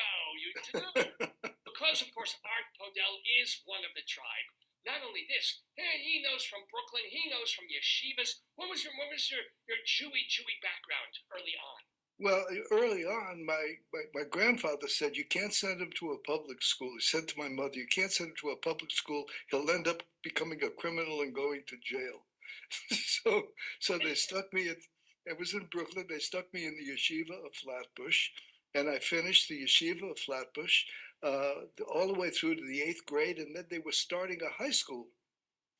So I was one of the first members of the yeshiva of Flatbush High School, and they were bound to make sure that we were successful, and they hounded us day and night about grades and all of that, but it was a great education, and I had some wonderful classmates. I ended up going to a joint program with the Joyce Theological Seminary and Columbia University, and when I was up in that neighborhood, I would wander down to the village all the time, and I got infected by the early period of the growth of folk music in Greenwich Village. Hit me like a virus, and eventually school was no longer of any interest to me, and all I wanted to do was spend my time in the village, which I did. But you got your degree. You got a college degree, or did you? No, I didn't. I ended up. You dropped out. You did. I dropped out and went to the village and singing because I was headed for a career in Judaica. Some career. don't look at me. All right, yeah. And the music, I spent enough time at Columbia to really have benefited from their liberal arts programs for the first couple of years. And when it came time to major in something, I wanted to major in folk music, and the University for Folk Music was not Columbia or the Jewish Theological Seminary. It was Greenwich Village. So tell us some of the folks that must have been on the same bill that you were on in 1959, 60, 61. I mean, who was at first, and those folks, yeah. Well, I had been to a Hebrew-speaking camp that was sponsored by the seminary, a place called Camp Ramah. I helped them open their Camp Ramah out here in California, and I was at their Camp Ramah in the Poconos too. And there I connected with another fellow who was there, who was just a marvelous comedian and a wonderful singer, my friend Paul Podell. And Paul and I formed a duet and started singing around the village. And we took a little apartment in the village and worked on an act diligently for days and weeks. And when we started singing, people started listening to us. And before we knew it, we had a contract with Columbia Records. Well, yeah, this is a man. So when did you sign in, like 1959? 58, 59, right around there. And it was really funny. You asked me, your original question was about people like Peter Yarrow and stuff. Peter had just graduated from Cornell and had come to the village. At the time, while I was working with Paul, I was also part of an Israeli little troupe. We had a fellow playing the accordion. My roommate from school, Chaim Fried, was a marvelous Israeli dancer, and we had a lovely little gal who danced Israeli dances, and I would sit and play the guitar. We had an Israeli fellow playing the accordion, singing Hebrew songs, and we went around to congregations and sang and performed Israeli music and entertained the congregations. And then when Peter got to the village, Peter Yarrow got to the village, because I met him at the Cafe Wa. Peter said to me, he said, I just got to town and I need to make a living. I said, well, that's great. I just signed a contract with Columbia Records and I can't play with my little Israeli group anymore. Would you like to take my place? And he said, sure, but I don't speak Hebrew and I don't know any of the words. So I taught Peter all of the Hebrew songs, syllable by syllable, and I gave him a script to do it, and he joined. The group was called Zamir, and Peter went, and that's how he supported himself on his first days in the village. Now, dissolved to 2016, which is recently. Peter is doing a concert in Arizona, in the Phoenix area, and the guy who is putting the concert on is a friend of mine. So he calls Peter and says, "Do you mind if Art Podell opens for you?" So so so Peter says, "Of course." So when we get there, Peter says, "Art, do you remember that song you taught me, Erev Shel Shoshanim? It was a Hebrew song." I said, "Yeah." He said, "I remember it too." He said, "Let's get together in my room at the hotel and we'll rehearse it, and I'll bring you up on stage and we'll sing it as a duet." And we did that in 2016. But you And- also have a story regarding Peter Yarrow about Puff the Magic Dragon, weren't you? Well, I had my group Art and Paul, and we were hot. We were really good. I think we were before our time. Columbia just recently, a couple of years ago, re-released our CD, our albums, digitally. We had very unique musical arrangements. They were convoluted. They were carefully thought out. They were semi-theatrical, which of course distanced us from the ethnic group, folk gang who only wanted authentic music. We were kind of putting a little injection of Broadway into the songs, dramatizing them a little bit. And so there's one rendition, not to break off from that story, but there's one rendition. If you listen to the first Art and Paul album, and I don't know why I'm blanking on it, but it's really funny. Oh, there's a hole in the bucket. Yeah, we dramatized everything. So that was the time when the whole marijuana issue was there politically. It was in the background. Peter came to our apartment when Paul and I were together, and we had just finished our second album. Yeah, my Paul. Yeah, no, the other Paul was Noel Stuckey. He was the MC at the Cafe Wa. He was more of a comedian who sang a song now and then. But Peter came to us and said, "Listen, I wrote this song," and Albert, his manager, Albert Grossman, said is a little bit timid about having us record it because of the implications of the song might lead people to think we're singing about pot, marijuana. He said, "Would you guys like to sing it?" So I heard Puff the Magic Dragon, and Paul and I fell in love with it, and we sang it everywhere. People knew Art and Paul from Puff the Magic Dragon. In fact, there is a recording that is out there on YouTube, if you can find it, of a concert that Paul and I did in Boulder, Colorado, 4 years before Puff the Magic Dragon was released, or 2 years, I'm sorry, 2 years before Puff the Magic Dragon was released by Peter and Paul. Somebody did a bootleg tape of that concert. And in Boulder, Colorado, it really did mean pot. So, but that's just. Well, back then it not quite. It hadn't connected yet. But Paul and I sang it there, and it's recorded. You can find it on YouTube. You can ask for Art and Paul and Puff the Magic Dragon. But one of the interesting things about you and Paul in your Paul and Art, or Art and Paul duo, is that when you listen to that first album or so, it's very, very much the sound of the early other Paul and Art. The Art. You're still there? There you go. I'm sorry.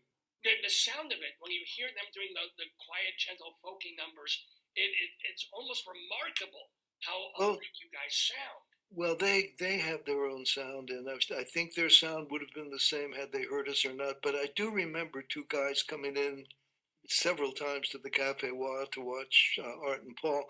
But the funny thing is recently I saw the Paul Simon special that he filmed. It's very recent, last few months. Beautiful special. And when they interviewed him, they said that they asked him how did the name Simon and Garfunkel get there. He said, "Well, when we got to Columbia Records, Goddard Lieberson, who was the president of Columbia, said, 'Well, we need to change your name, but we can't call you Art and Paul because we already have an act signed named Art and Paul.'" So that was my vindication. All of my friends out here in California look at that and saying, "See, I told you he was famous." What happened with Art and Paul? You guys, it was funny. Art and Paul we sang all over the country. We sang. We spent a lot of time in Colorado. We met so many wonderful folk singers in Colorado. We met Tommy and Dickie Smothers, and Judy Collins was there. Colorado, Boulder, Colorado was a little hub of folk music. Um, Nobody knew where folk music was going to go. It was very big on the Kingston Trio side, but there were a lot of coffee shops and stuff. But the original songwriters hadn't burst on the scene yet. The Bob Dylans and the Tom Paxtons were just starting to surface, and that's really what took folk music to the mainstream. Simply because there was music that could be copyrighted and owned, and people could make money on it. Art and Paul, we were singing well-known folk songs. So all of the publishing and writing credit on the Art and Paul albums go to the Lomax family. Went to the original creators of the folk music. We were folk singers. Columbia had somebody write a song for us, and we turned it down. I'm embarrassed to say it was a song called "Sealed with a Kiss." Brian Hyland had a major hit with it. And the fact is that they wrote it for Art and Paul, and we heard it, and we said, it's not a folk song. We're not going to sing it. We were purists. But once we got to Hollywood, we achieved some real notoriety there. That's where all of it was just starting to happen in the Los Angeles scene. And Paul had always really had a dream of being an actor. And we had no idea. Two young guys hooked together. You don't know what decisions are the right ones or the wrong ones, but Paul decided he wanted to be an actor, and it was okay with me. I had a songwriting contract with Henry Mancini at the time, and I was writing music for other folk groups. Joe and Eddie were singing my songs. Tommy and Dickie Smothers were singing our songs. Other people were doing it, and I had a comfortable place there, so we just let the whole thing dissolve. And it was what it was. Had we stayed together, we might have killed each other. We don't know. You don't know what happens. But you have remained friends, I hope. Well, Paul and I were childhood friends. We met at a Hebrew-speaking camp when we were both waiters, and we used to pull stunts together. Paul and I grew up together. I mean, I knew his mother, his grandmother. You don't lose those relationships. You maintain them. And you're still in touch every once in a while. We sit and we talk forever. We're old friends. You don't lose people like that. Well, because you didn't stay together long enough to fall out and scream at each other and have an Art Garfunkel and Paul Simon relationship. Although they have recently had lunch together and patched things up relatively. Yeah, right. That's what I've heard. But they were different. I mean, that's not to say that we would have become Simon and Garfunkel or anything approaching that level of quality. But I mean, well, even although Judy Collins and Joan Baez did become songwriters themselves, they still were mainly famous as covering other songs. You guys could have, That's right. They were covering, but then again, when you have, when the newer crop of songwriters came along, people like Leonard Cohen, songs like that rose above, like a mountain above the clouds. It's the analogy I like to draw. Because every now and then somebody comes around and writes songs that are stunning, and I mean literally stunning. I mean, Bob Dylan did that. Did you run into him? I mean, or he was 62, 63. Did you see him in the Bob Shelton years when nobody knew him? Or the funny thing about Bob Dylan is I am almost convinced, because on my way out of New York, I stopped by Israel Young's Folklore Center in the Village, and I don't remember that just to say goodbye. And Paul and I were driving out of town. It was a cold winter night, and Bob Dylan describes coming to New York on a cold winter night. The first place he stops was Israel Young's Folklore Center. I don't know if I brushed shoulders as I was leaving Greenwich Village, and he was just coming into Greenwich Village. There's something metaphorical in that. There really is. That I choose to believe that that's what happened. That's what happened. Now, we are talking with Art Podell about his life and career. So now you've separated from Paul in a career sense. You're out there solo, but you decided to stay in music. You're writing songs for people. How did you join the new? And I hate to say the word Christy because it's got Jesus in there. I know. Well, first of all, here's another couple of cute little things. I don't know how much time you have, but as much as you need. Yes. When I delve into it, it's really funny. We got to Los Angeles, and I had a girlfriend from college who had moved out to California and was living out here, and she was my only contact. So when Paul got to California, she was the first person I called. And she was just hooked in with all of the people. She knew Benny Shapiro, who owned the nightclub on Sunset Boulevard that played all of Lenny Bruce. So my first night in L.A., I was watching Lenny Bruce. I was watching Leroy Vinegar play bass, and Les McCann playing piano at the club there. I forgot the name of the club, but it was not the Purple Onion, was it? That was the Smothers Club. No, that's San Francisco. Sorry, yeah. That's why I said to Rabbi, we need a folk music club to play at. And she said, well, I talked to Benny, and she said his friend Doug Weston is thinking about closing his club, and it should be he was thinking about making it a folk club. So I went to Doug Weston, and I met him on a street corner. I remember the night we talked to Doug Weston, said Art and Paul were being. He says, I'm thinking about closing up or turning it into a jazz place or something like that. I got to go to my sister's house now and see if she can lend me enough money to keep it open. So I said, well, if you decide to keep it open, we'll work for nothing. I don't care. We just want to get something started. So he called me back and he said, listen, I'm going to keep it open. I'll try folk music one more time.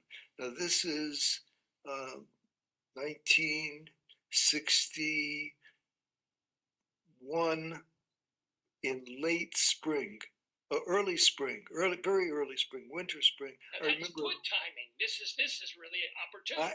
I remember a foggy night standing with Doug on a street corner next to a chain link fence. That's the vision I have in my head. And he said, listen, I'll let you play at the club. It's called the Troubadour.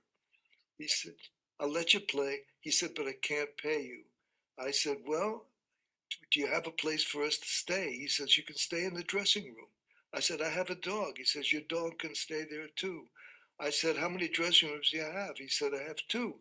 I said, that's good. I have one for me and my dog and one for Paul. He said, that'd be great. And what about some money for food? He said, I can't pay any money for food, but we have a bar downstairs, a coffee bar, and I'll have my guy make a sandwich for you every day, and that's it. So we played the Troubadour, and that was just when the folk music fever was catching.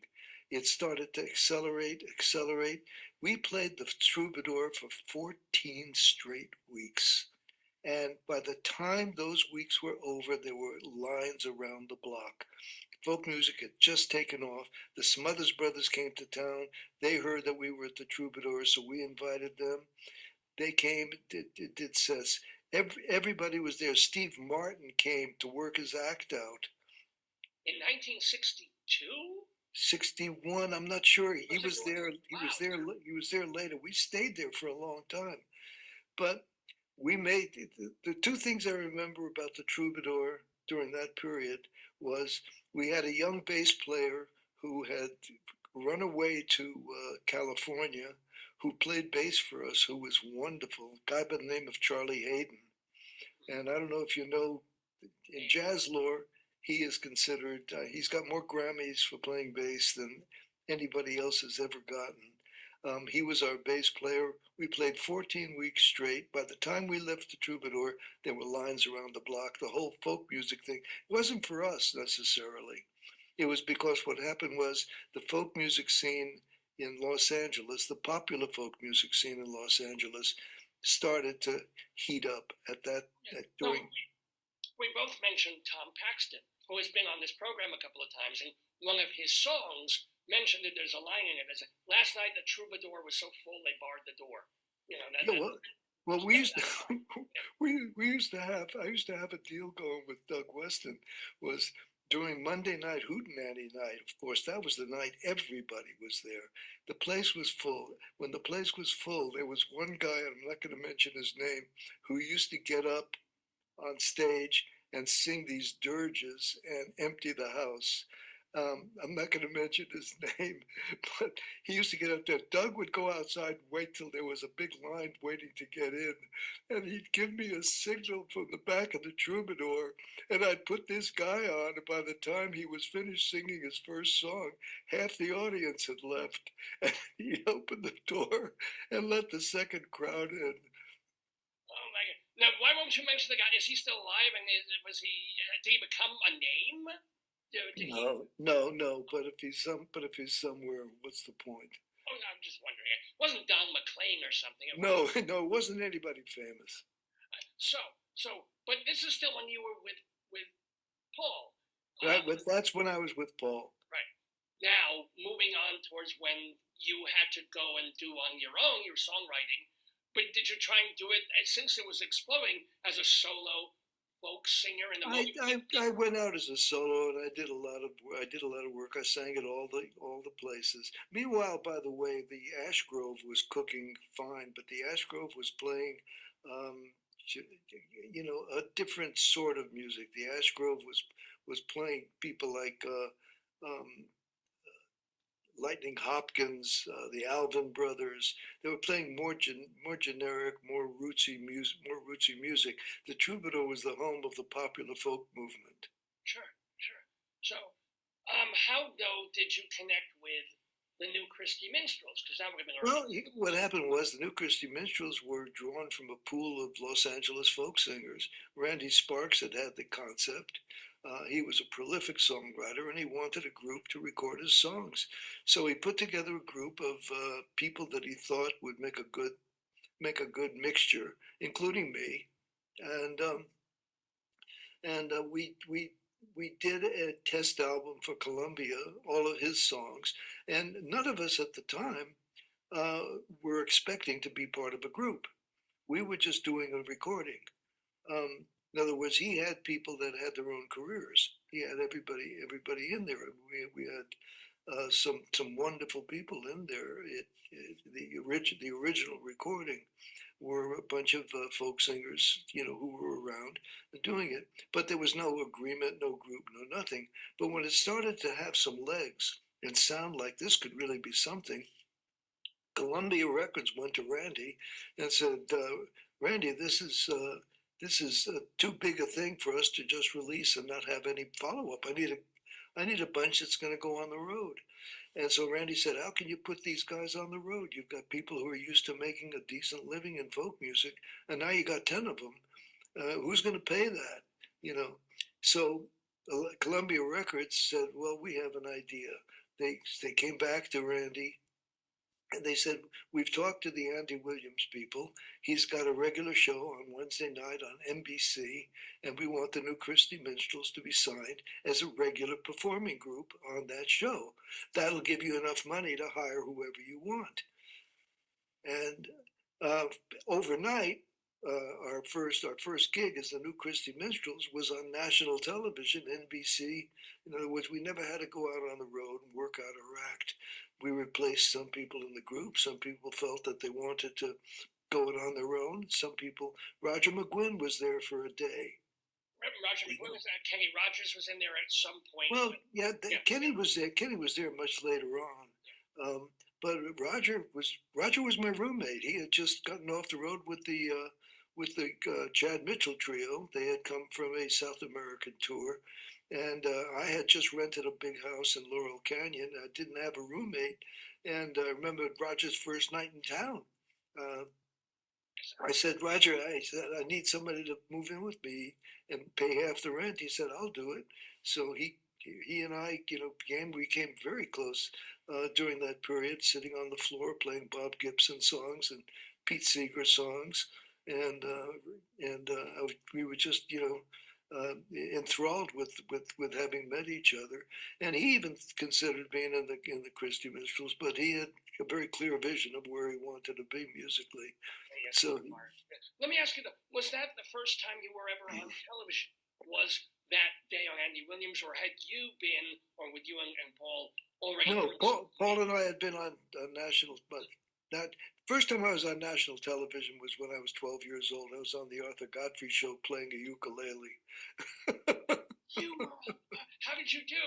Did you place? Did you come in? Did you win the thing or no? No. It's totally different.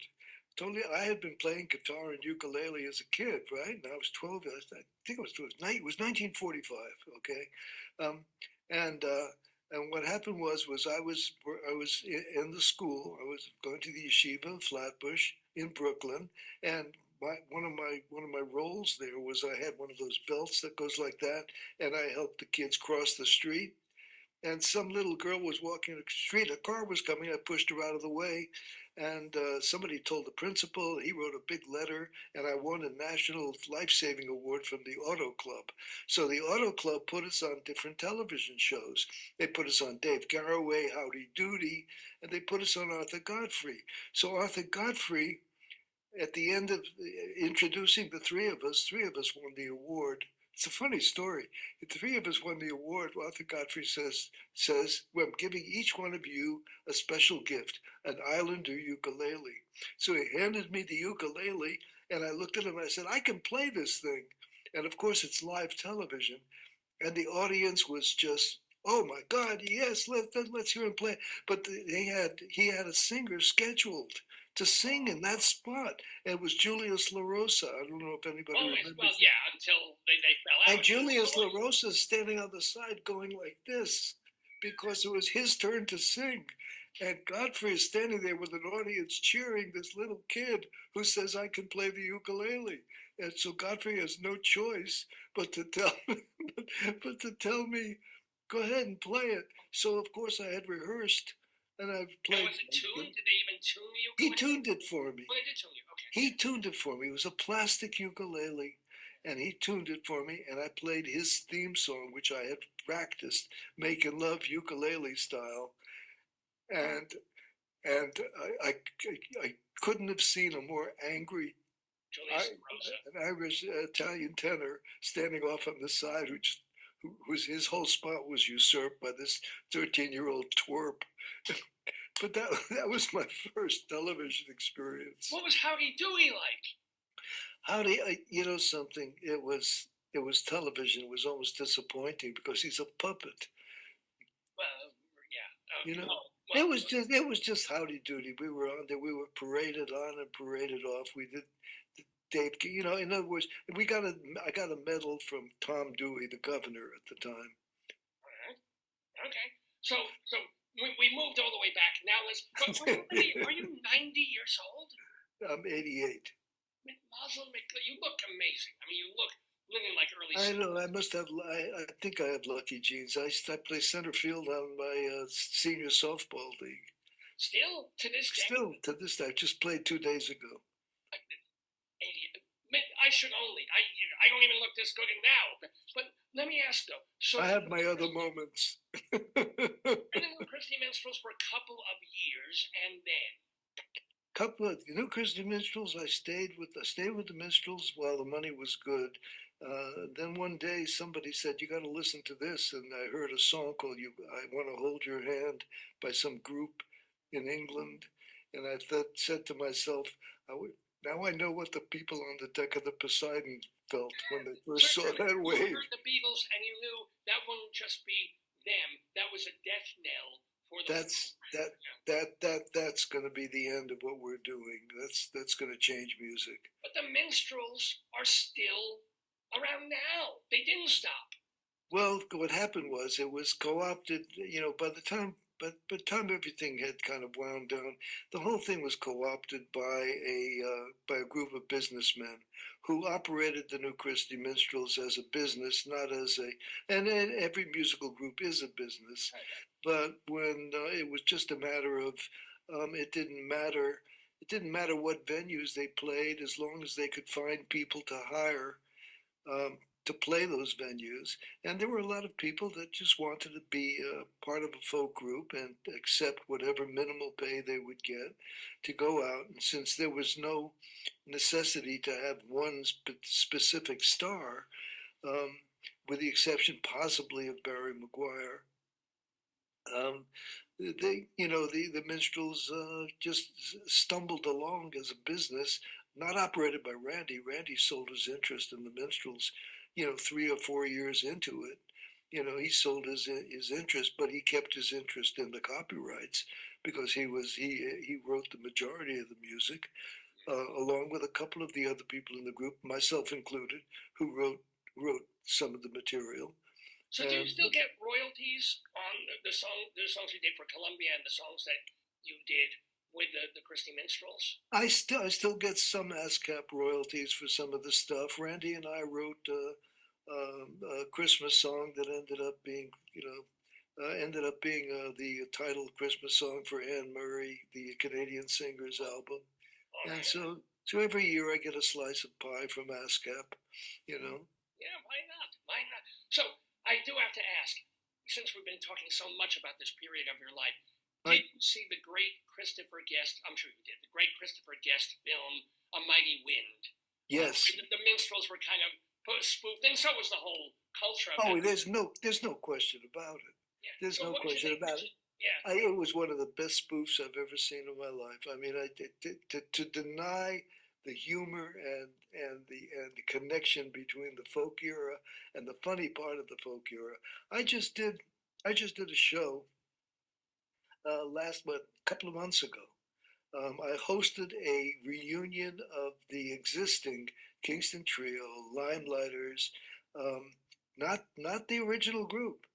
The existing. I think all the Limelighters are gone. I mean, Hasselev's gone. All of them. Alex is gone. Alex. I was with him very shortly before he left. He spent his last years very close to where I live. The Kingston Trio, the Limelighters, the only group that was there that was the original group was Jon Stewart's band. Not John, but his original band. They were great. They were wonderful. They did a show at the Greek Theater, and I hosted it. So I that you're still. I mean, I know it's almost ageist to not expect you to be active at this stage, and yet it's fantastic that you are. It's funny. I did the calculation because, of course, the New Christie Minstrels appeared at the Greek Theater several times. But when I was with the New Christie Minstrels, when I got on stage to introduce the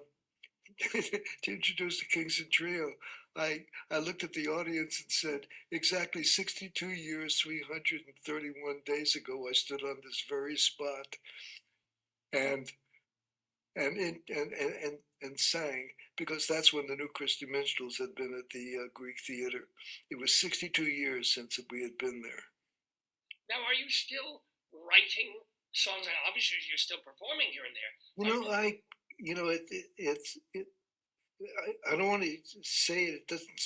Don't want it to sound pejorative, but I've moved on. I don't write the same kind of stuff that I was writing back then, and maybe I will or I won't. I don't do what I do consciously. It's just that I've grown like everybody else musically, and I've grown into my own thing. And yeah, I write, and I still hang around with a group of songwriters, and we get together and play songs for each other each week. And we do shows. I did 2 shows at McCabe's very recently.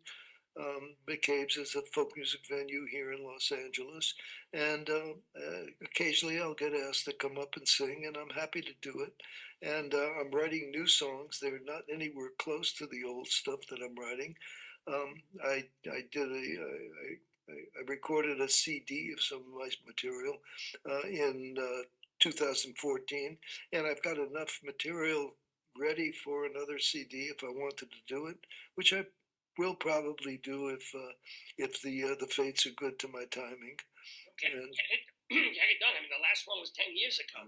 It's time for a new one. Yeah, it is, and I've got some new songs and some things I want to say.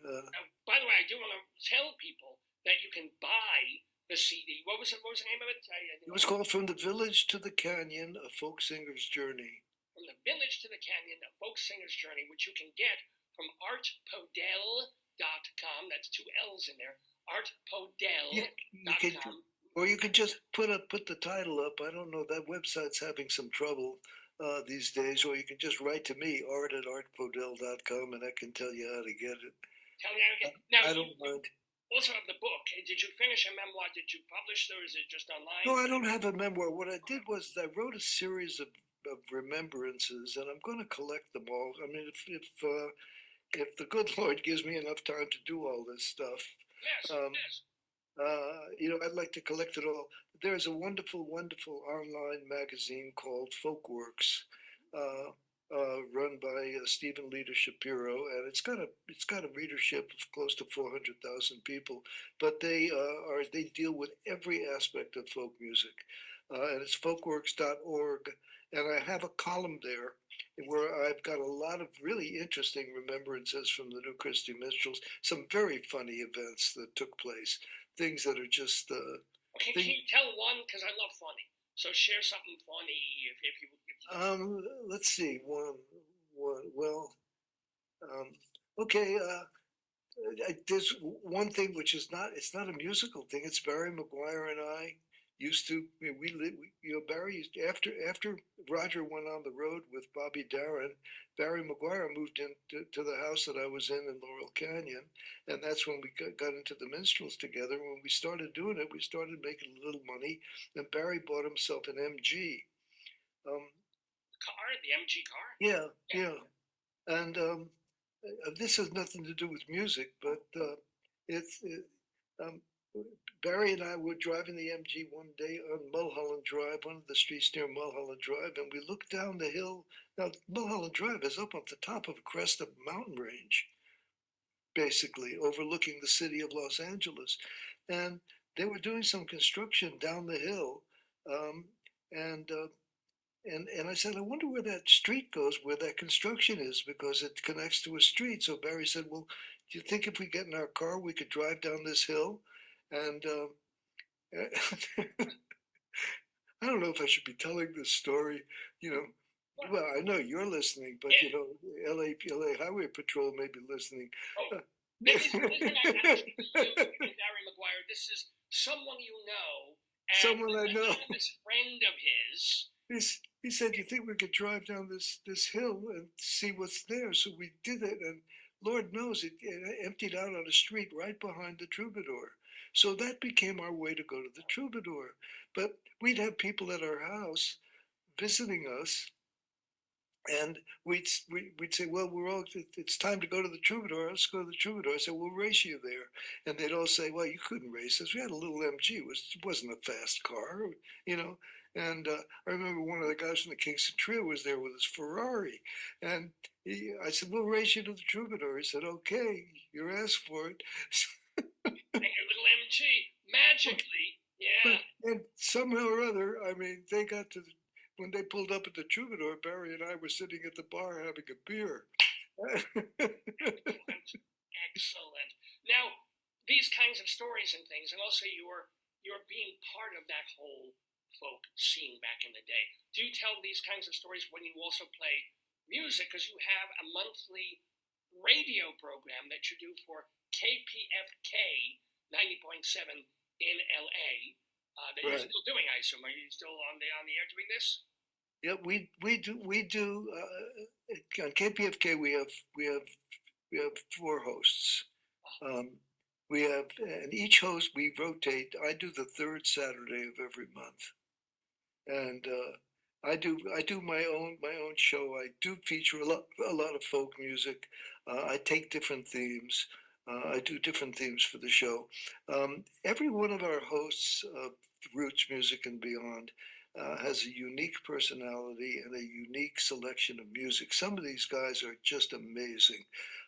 Tom Dixon was the music curator for the American Film Institute, and so his collection of music is more eclectic than anything I've ever heard. Patrick Milligan is the runs Rhino Records. Oh my God! currently he runs Rhino now? He's one of their head guys. He's one of their head guys. Yeah, he was the guy that got the Grammy with Joni Mitchell 2 years ago for Okay. producing that the box set of Joni Mitchell recordings. That's Patrick, and Mark Humphrey is a retired music writer who finds music that is impossible for anybody to find. Me, I just play a bunch of eclectic stuff. I do a lot of featuring of local artists because there's a very vibrant music scene here in Los Angeles. Yeah. Yeah, so I'm so sorry. Hold on.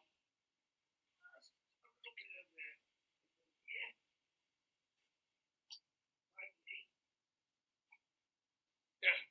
Sorry, we had a little technical glitch there, but now we are fine. Are you Okay, still there? good. Yeah. Good. Did we lose us for a moment? So pardon? No, please keep it. So this radio show is It's a radio show, so it airs every Saturday morning. It's on kpfk.org if you want to stream it. That's kpfk.org, and it airs from 7 a.m. to 9 a.m. Pacific time, and it's archived for 14 days, every show. So if you want to catch a show that's archived, this last show, for example, what I did was we have a local folk singer out here who's been all over the country, James Lee Stanley. James Lee was opening act for just about every major folk act. He was Stephen Wright's opening act for years. The comedian Stephen Wright. Yeah. Yep. No. He had a new album, so we featured that. And also last Saturday, when I was on the air, was Bob Gibson's birthday. And so I celebrated because Bob Gibson was one of my early and it still is one of my biggest heroes in folk music, because I don't think folk music would be what it is if not for Bob Gibson. Is he? I do not. Is he still? No. Oh, is that? Bob is gone. He died several years ago. But he was one of those seminal characters in folk music. He changed a lot in music. He added warmth to a lot of standard chords. He added drama to folk music. He was one of the first people to veer from trying to replicate the original sound of original folk songs. He was one of the first people to animate the music and to add color to the chords. Pete Seeger did a lot of that too. You know, Pete was painting very broad colors when he sang folk music. There were two schools of folk music when I was coming up. One school was just trying to replicate what history had given to us. Just to see if they could, if you could pick just like Lightning Hopkins or Reverend Gary Davis, then you were considered something. Purist. It was sort of a pure folk blues kind of thing. Yeah. And then moved on into the circle that would eventually more influenced Bob Dylan and folks like that. But then there were people that dramatized it and added their own color to it and didn't just replicate what the old folks were doing. Now, I mentioned earlier the film A Mighty Wind, which took a comic look at all of that. Did you also see the Coen Brothers film Inside Llewyn Davis? Yes. What did you think? Was that accurate, albeit in a negative way? Something, I had mixed feelings about Inside Llewyn Davis.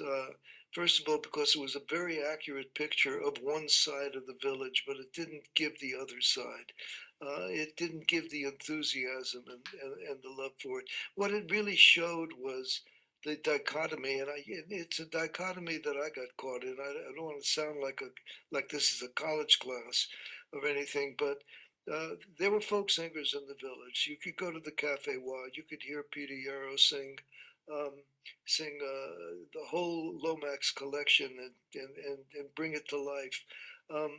But when guys like Tom Paxton and Bob Dylan came and sang new songs, that's when business people started coming to the village.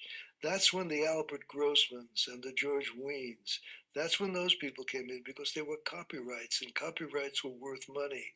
Art and Paul, we were great. People loved us. They kissed our feet. They thought that we were one of the most wonderful things. We put new twists on old songs, but there was no money there simply because the Lomax family was collecting the money for all of the songs we sang. We sang standard folk songs. And a guy like Paxton came along, and especially when Bob Dylan came along, he's writing a song that there's a copyright to, and that copyright is worth millions of dollars in the right hands. That's when business started investing in folk singers, and that's when record companies started adding folk singers to their rosters. Oh yeah. Oh, absolutely. Now I do have to ask you about a song on your original Art Paul album called Little Pooh. Paul wrote that. Little Pooh. Paul wrote that. I have no idea why. I just thought it was a beautiful song. Yeah, it is, but it's called Little Pooh. I know. Not like Winnie either. P-O-O. I just thought that was kind of. I know it. The words evolve, and suddenly somebody assigns a new meaning to an old word, and Yeah. and you get caught in a time warp. So, one other thing that, speaking of time warp, that we might be, you being an old folkie, right? And I'm an old folkie for sure. Sorry? I'm an old folkie for sure. Yeah. How are you navigating, how are all your friends navigating the elections of a couple of weeks ago? You know something?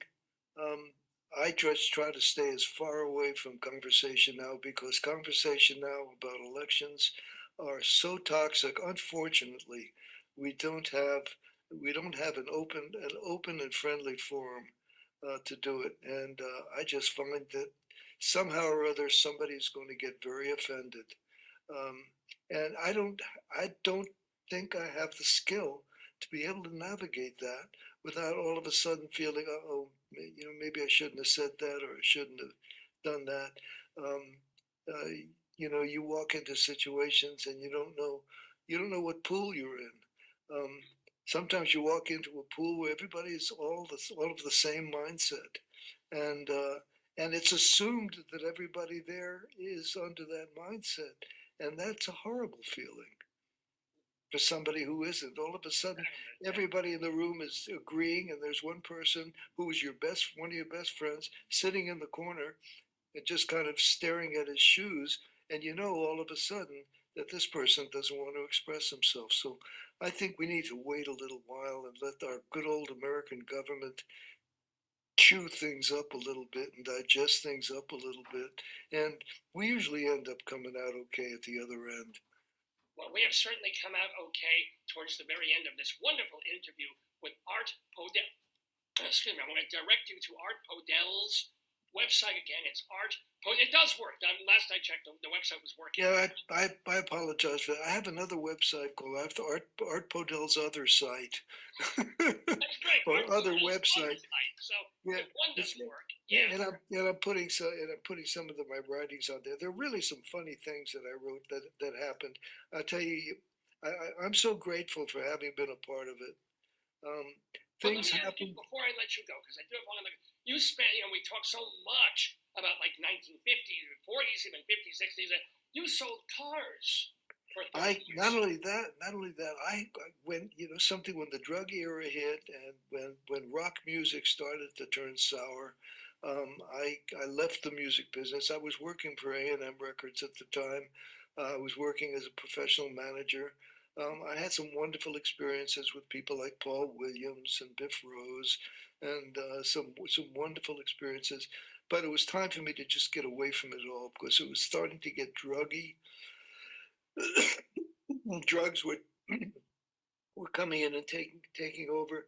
I took a job through the recommendation of a friend, selling used Mercedes-Benz, and ended up being the sales manager of a rather large Mercedes-Benz dealership. And that's when I learned about business and all the things I should have known as a folk singer. And you only had the car job first, but nobody does. And there I was taking care of people who had done things right. Now, speaking of also doing things right, You've also been married for a long, long time, right? Yes, I'm with. What happened was the New Christian Minstrels got together in 1994, and we formed a little summer group to sing at a theater up in next to Yosemite, thinking we could recreate the Branson experience, and we did it. And after the first season, I stayed on for a second season. We needed a soprano, and my friend Clarence from the Minstrels, who was still part of this new group, said, I've got a friend who can sing, and he brought up this wonderful soprano.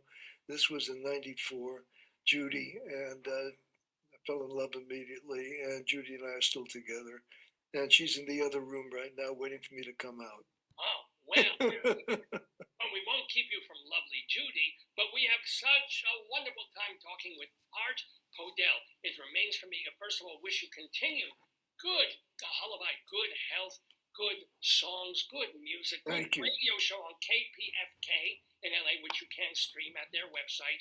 Good writing, put those memoirs together and get that new CD. You have the songs. You have to know everybody in the folk music. Really get it together, record, you buy them some beers, make a CD, and do it. Get it done. What are you waiting for? Thank you. Yes, sir. Yeah. It has been just such a simcha talking with you. A simcha talking to you. Shalom to you. Shalom uvracha.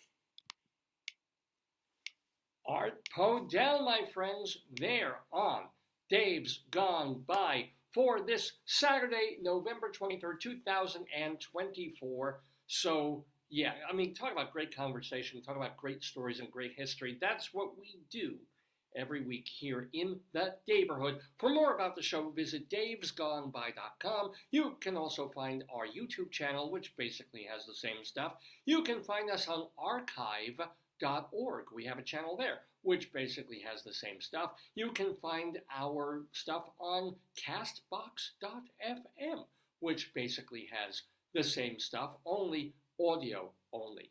And so lots and lots of ways to keep in touch, keep tabs on Dave's Gone By. Don't forget that if you want to contact me, davesgoneby@aol.com is the way to do that. That's my email address, davesgoneby@aol.com. The Twitter feed is Radio Dave2. And by the way, Rabbi Sal has a Twitter feed. It's at Rabbi Sal Solomon, while his website is shalomdammit.com. Shalom, D-A-M-M-I-T. Shalomdammit.com, where you can read and listen to his sermons. You can also watch episodes of his TV show that he did for Long Island Cable Television a few years back, called Shalom Dammit, Rabbi Sal Solomon's Peace, Love, and Acid Reflux Hour, as well as his amazing stage show, Shalom Dammit, An Evening with Rabbi Sal Solomon, as it was performed off Broadway back in 2011 or 12.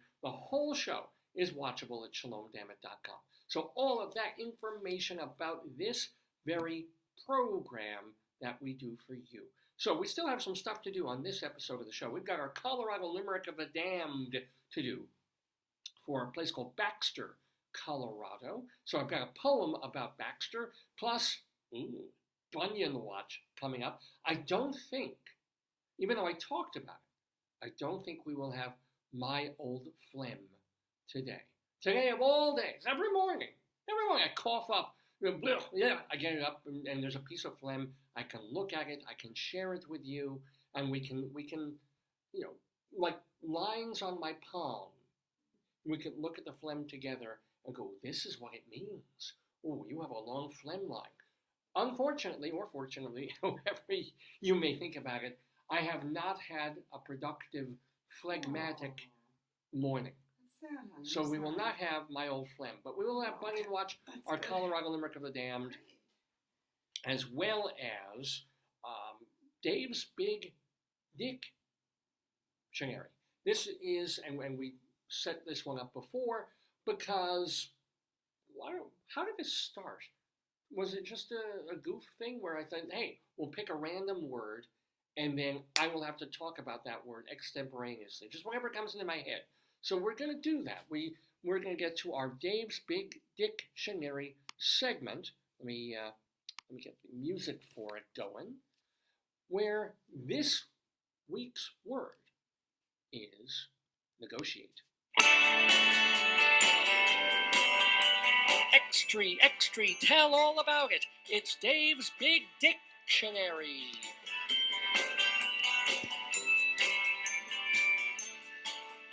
So I'm trying to think about it because the first meaning of negotiate came to me first. This idea of, well, actually, can you look up the word again for the word for the day, negotiate. I've got it in our Merriam-Webster's dictionary here. Merriam-Webster or definition of negotiate. What am I doing? I'll do it online. That's, right here. yeah, here we go. So here it is, our word of the day, a transitive verb to bring about through conference, discussion, or compromise to negotiate a contract. But let's see the actual whole big thing here. Or to transfer to another in return for something of equal value, like negotiate a check. This is the one I was thinking about, to get through, around, or over successfully for some reason. I think of that more as navigate. Yeah. Like navigate Yeah. a path. But today, I don't know, I think I'm feeling that one. Let's see what else they have to say about it for the word of the day. Here it is. In context, endless context here. It came from negotiare, That's the Italian, Latin, to do business, to trade, or to deal. The doing business sense. Also talk about the transfer and conversion of money, blah, blah, blah. Cycle around, da, da, da. Enough. There's no more. That's all they have on it. Usually they have a bit more.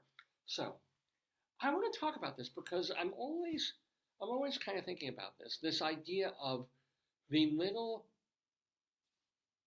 brain adjustments we make before we do anything, like negotiating something. For example, I know that when I pick up pooey, I see pooey on the desk. I know that pooey is going to be about, 5 ounces. Is this soft, little thing? If pooey were 20 pounds, I would, in my head, kind of have made the mental adjustment to go like, ah! Oh, so it has to be heavier. Yeah, it's like a weightlifter. A weightlifter picking up an empty box. And the problem is, if you don't make the adjustment, if somebody tells you, go pick up that box, it's like 30 pounds, and they lie to you, and the box is empty, you're going to hurt yourself. You're going to go like, rah! Right? Because you have braced yourself to negotiate the lifting of that box, and your brain is telling your body, be ready. It's like 30 pounds. You have to do a clean jerk here. And of course, the box is empty. It's like, whoa. As opposed to the other thing. If somebody says, oh, that's an empty box, can you just load it on the truck?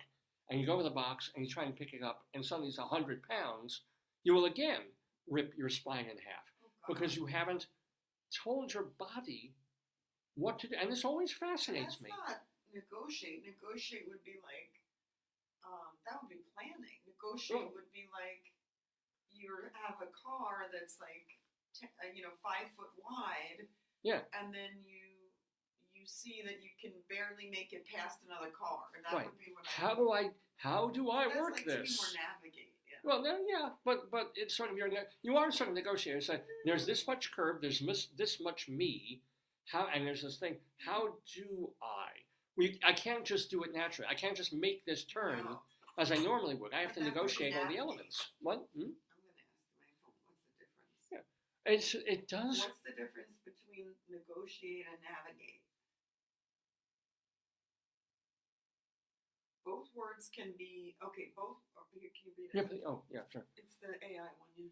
While both words can be used metaphorically to describe maneuvering through a complex situation, negotiate specifically refers to actively discussing and reaching an agreement. Oh. While navigate means finding your way. So I've kind of been using it wrong. I should have been. So negotiate would be like you find out that you owe the tax people, $10,000, and you talk with them to make a payment plan. Yeah. Or lower the fee. Yeah. So it really is that more. That person-to-person person negotiation, yeah. All right, so I brought the wrong word to my mind. Oh, me, an English teacher. Go figure. But they are metaphorically the They have there's a bit of wiggle room. In a Venn diagram, they're crossing over each other. You know. Ooh. But in terms of the other aspect of negotiate, I mean, it always has negative associations for me being a Jew, because Jews are always expected to haggle, and we're also expected to get like the cheaper and lower price. Do you want to get your lunch at the No, I want to talk about that in a bit. I mean, the speaking of negotiation, What is it? well, let's talk about it now. The decision that I'm about to make Yes. about my lunch. What is it? So, I mean, pushing aside Dave's Big Dictionary. Oh, is there a new menu? Well, no, well, I haven't tried the wings at Mission Barbecue, Oh, don't. which do are the that. black. Don't Why do don't you wings? do wings at a steak place. Why wouldn't I? I mean, That's just to like try it having once. pasta at a Chinese restaurant. Yeah, but if I'm going to get wings somewhere, I can try them there, or You love or- the wings at that roasting place. yeah, that's good too. But I haven't Oh. tried them at Mission. But there's that other cafe place. Check out their menu. The one over on, I can't say, I'm not going to say it on the air, but the one that we always see when we're coming back from the library. And they've got a very cool menu, including steak, that I think I want to try. Where? The place that we've never gone in because it's part of a building, like an office building complex. Oh, okay. I know what that is. I Yeah. know what that is. Yeah. Check out the menu. Okay. Mm. But are they open today? I think they open at 11, Oh, so they're open already. So yes, I know what you're that may be How my, come we never? Well, I don't know. because it's on a side. It doesn't look like it should be a restaurant. Why would you have? It's a weird place. I can't. Yes. Okay. Why would you have unless you're like a coffee shop? Most of buildings in New York that have a thing in them are like Oval Pond or coffee shop or something. This is more than a coffee. This is a glorified. And we're not gonna mention the name until we go, if we go, and then next week I'll talk about it. See, that's how we Their roll. menus just appear like this. Yeah. No. You can get the menu on the thing. They have chicken tenders, French fries, garlic bread, chicken steak, turkey wraps, sandwiches. What are you gonna get? Keep going. They have. I can get a spring salad or garden. Oh, yeah. Only- Keep going. They have burrito, quesadilla. Yeah. and I was thinking Mexican. ground beef. I don't know. Yeah, keep going. That's all The menu is endless. It's kind of neat. Not here. It's like 4 pages. Well, that's pretty long for a menu, but yeah. What are you looking for? Subs, pasta, wraps, They have sandwiches, they have pastas. quesadilla, salad, They also have a ribeye. a ribeye steak platter. There you go. I am very tempted by this. Okay, let's do it. This gives me a temptation. Yeah. So yeah, and it would be on the way back from where we would go shopping anyway. Yeah. So I'm thinking of doing this, or the Black Plate at Mission Barbecue with the Let me wings. ask you I don't know. Yeah. What is the Black Plate special right now at Mission Barbecue?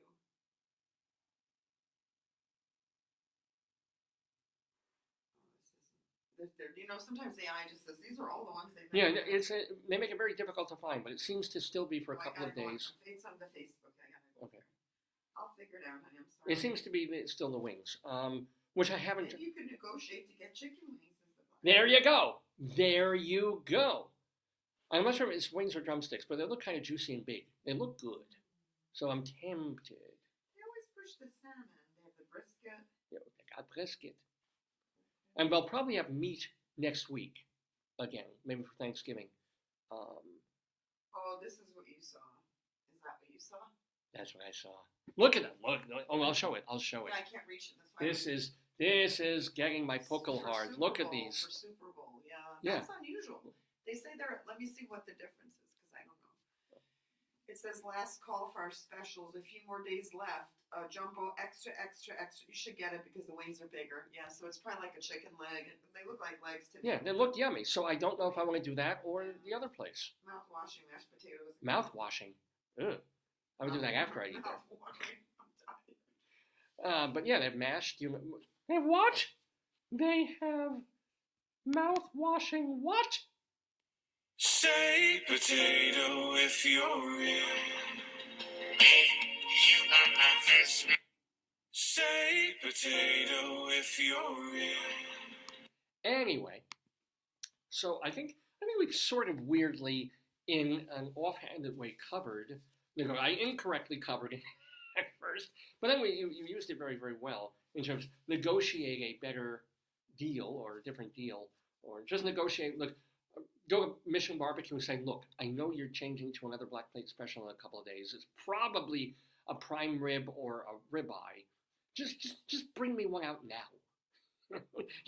It's okay. You got it in the back room. It's aging. I'll take it a couple of days less aged. Just bring me meat. I like my That looks good. meat. Well, yeah. So we'll see.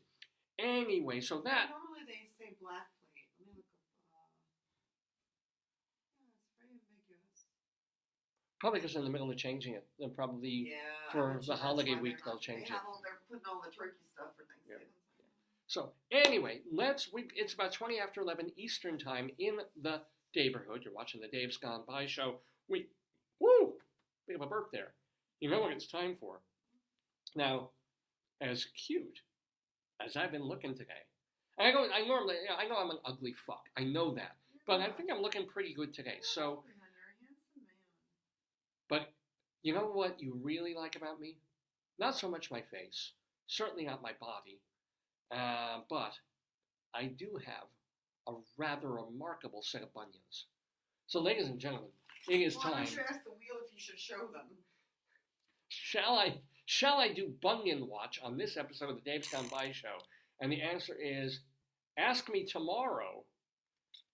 Well, no, that's not helpful for this. Let's try again. Oh! Time for bunion watch. Oh, my friends. Let's, and I do have the new bunionometer. So these are going to gauge Oh, the good. size and shape of my foot bunions. Here we go. I don't know Oh, why you look just how don't. I don't know the why light you is don't. too I bright. don't know why you don't lower the desk. I do, but I still have to do this. Let's turn this over this way. All right, we're gonna. Here it is. There is my right foot bunion. I'll put that right up against. Look. It always looks so red on the thing. This is comparative. The bunion is on the right. There. I can't see the face. Do. Foot fetishists, take note. There it is. There is my right foot bunion. Not bigger, appreciably. Not painful, thank goodness. Looking nice. Let's go for the left foot bunion. Here it is. La da do, di do, di do, di do, di do. So again, compared to the bunion balls here, quite smaller, round on the outside, but not fully round like these guys are. No, So what do you think? How do my bunions look today, my dear? I think they look snazzy. I'm trying to find you on Facebook. I'm having trouble. Oh, okay.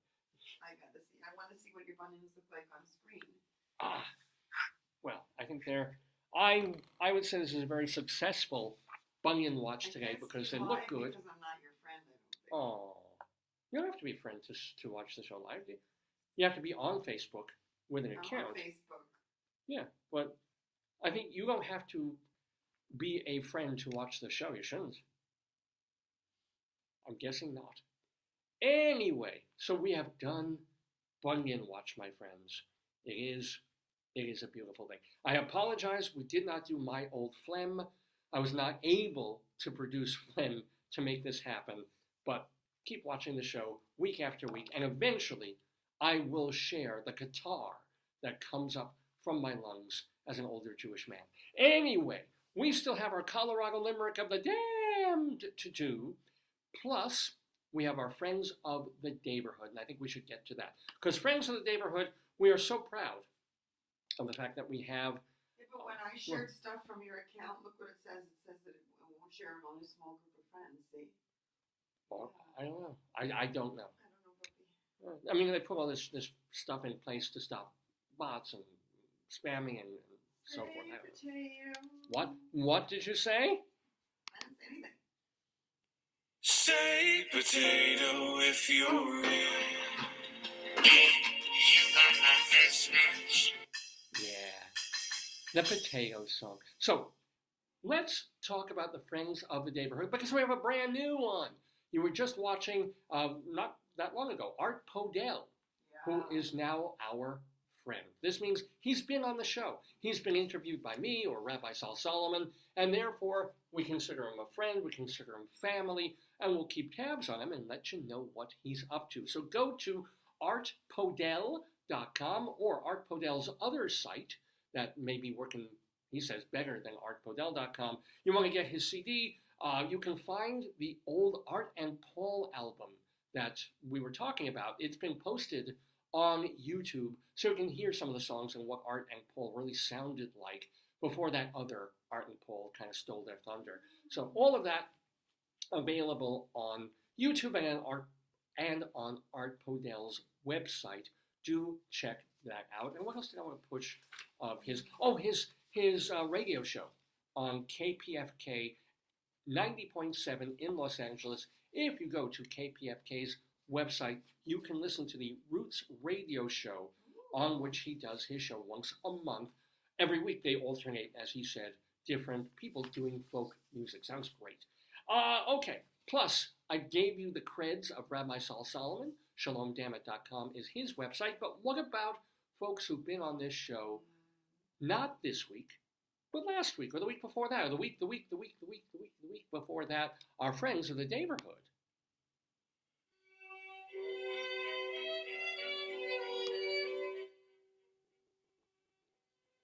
So among our friends of the Daverhood, we've got a few to talk about this week. Well, first of all, want to wish, and it already has happened, a refuah shleimah that is already being refuahed and shleimah. A get well soon to pianist and entertainer Michael Garin. He had to cancel last night's show. He does piano playing at the Roxy Hotel in Tribeca in New York, and he fell on the way going there. I kind of busted up his nose and his cheek. He's fine, but he canceled the show in an abundance of caution. He'll be back probably today, and you can certainly catch him Tuesdays through Saturdays playing piano at the Roxy. And the cool thing is, if you go to Michael Garin's Facebook page, he streams his show live. So you can have like a party of your own, a cocktail party in your house, and have Michael Garin playing and taking, not your request, but requests from the people over at the Roxy Hotel. So yay for Michael, he's fine. And hey, hearty congratulations to our musical friend, writer, composer, singer Amanda McBroom. She has a new holiday CD out, and it is called Winter Song. She'll be performing, but not in New York. She's over on the coast and in other cities over the next couple of weeks.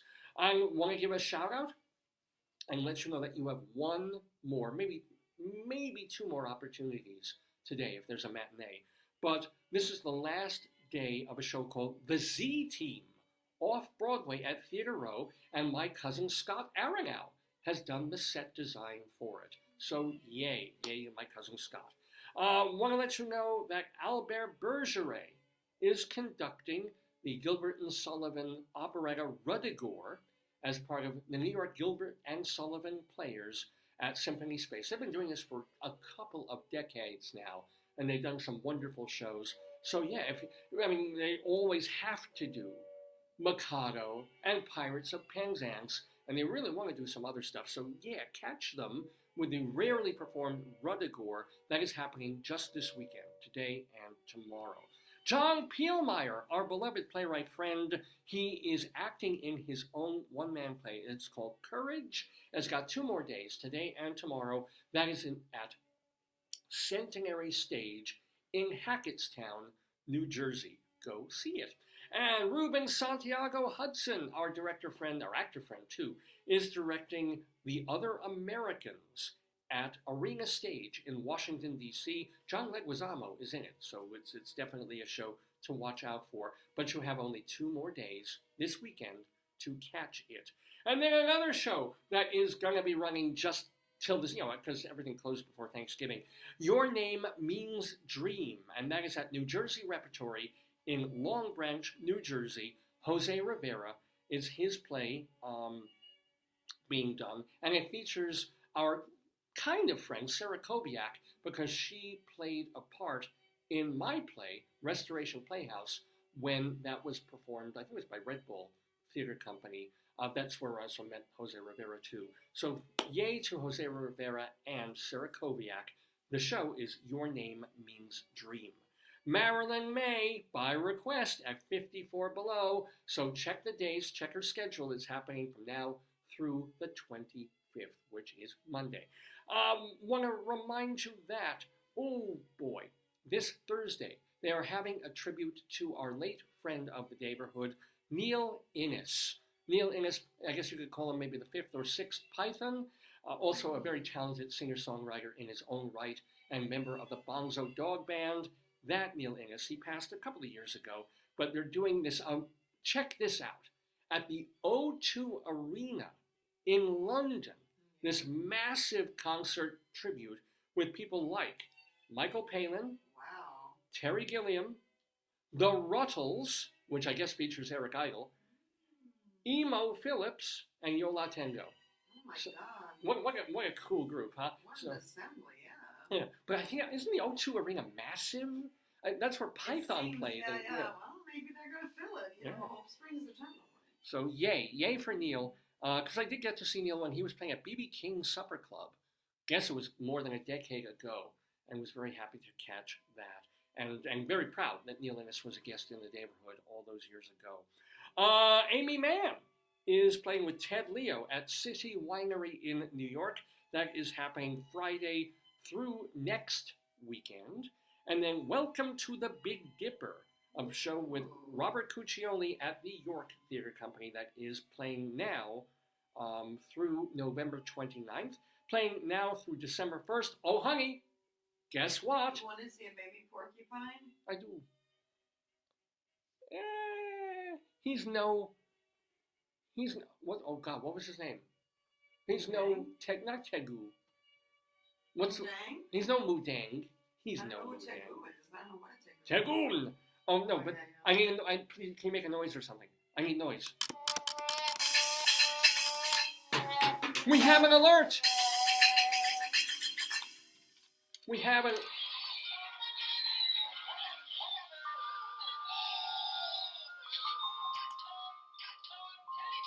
It's an Austin Pendleton alert! Because Austin Pendleton remains ubiquitous well into his 8th decade on the planet. Austin Pendleton is co-directing his own play, a revival of Orson's Shadow, being done at Theater for the New City on First Avenue. And speaking of Theater for the New City, they're also going to be hosting the new, the one-woman show, That's Yentertainment, with our guest from last week, Leah Forster. Oh, this is killing me. This is killing me now. I have a girl in my class, and her name is Leah. And it's spelled Leah. Okay? And I'm not good with names. I'm very bad at remembering the names of students, but I kind of, pretty early on, I remembered hers and how to pronounce it. And then last week, we get Leah Forster in the Daverhood. And she pronounces it differently. And so both classes last week, I'm like, Leah, and now it's going to be forever. Now I will never get that name right again, thanks to that student. Because when I was growing up in Hebrew school, it was Leah. That's how you pronounced it, Leah. If there was an H on the end. Kills me. Anyway, Leah Forster, her show, That's Yentertainment, is at Theater for the New City through mid-December. Ken Ludwig is adapting Agatha Christie's Death on the Nile. That is playing at Arena Stage in Washington, D.C. Julie Halston is on Broadway in a revival of Our Town over at the Barrymore Theater. Alan Menken's music is in Aladdin. Speaking of Tony winners, speaking of EGOTs, Alan Menken, I think slots just dropped. Yeah, he's still there. It's a miracle. Alan Menken, Aladdin on Broadway. Alan Menken, Little Shop of Horrors off Broadway at the West Side Theater. K.T. Sullivan at the Algonquin on Tuesday evenings. And at Birdland, Vince Giordano and the Nighthawks, 2 shows on Monday evenings. Jim Caruso's Cast Party every Monday night at Birdland. Get your tickets at birdlandjazz.com. Seth Bissenhirsch does Seth's Talent Showcase at Don't Tell Mama. That's on Tuesday evenings. And can't leave out our great good friend Evan Seplow. Happy Thanksgiving, Evan. He is the founder and editor of StageBuddy.com. Plus, we have David Sheward, who writes theater reviews for TheaterLife.com, CulturalDaily.com, and, of course, my God, I'm talking too fast. TotalTheater.com. David just put up a couple of new reviews on the website, including Broadway's Swept Away, and what was a couple of the others? I'm forgetting their name. One or two Broadway shows and a couple of off-Broadway shows as well, because this time of year, everything has opened. So David's been posting 2 or 3 new reviews per week. Read them at TotalTheater.com. And want to let you know that Vicky Quaddy does Late Night Catechism and Are You Smarter Than Your 8th Grade Nun all around Chicagoland.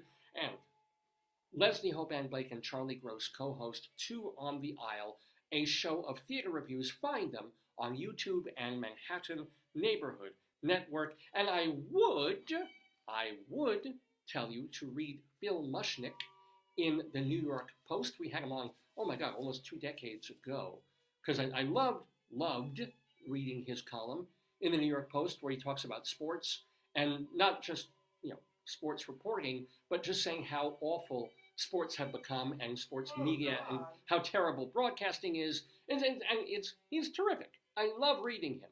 I loved reading him. But the fuckers at the New York Post have now put him behind a paywall. Why? If you want to read the New York because everyone people like to read them. Sports Plus, you gotta pay. Now suddenly they're doing the New York Times thing. Wait, hold on. So a lot of things you can read for free in the New York.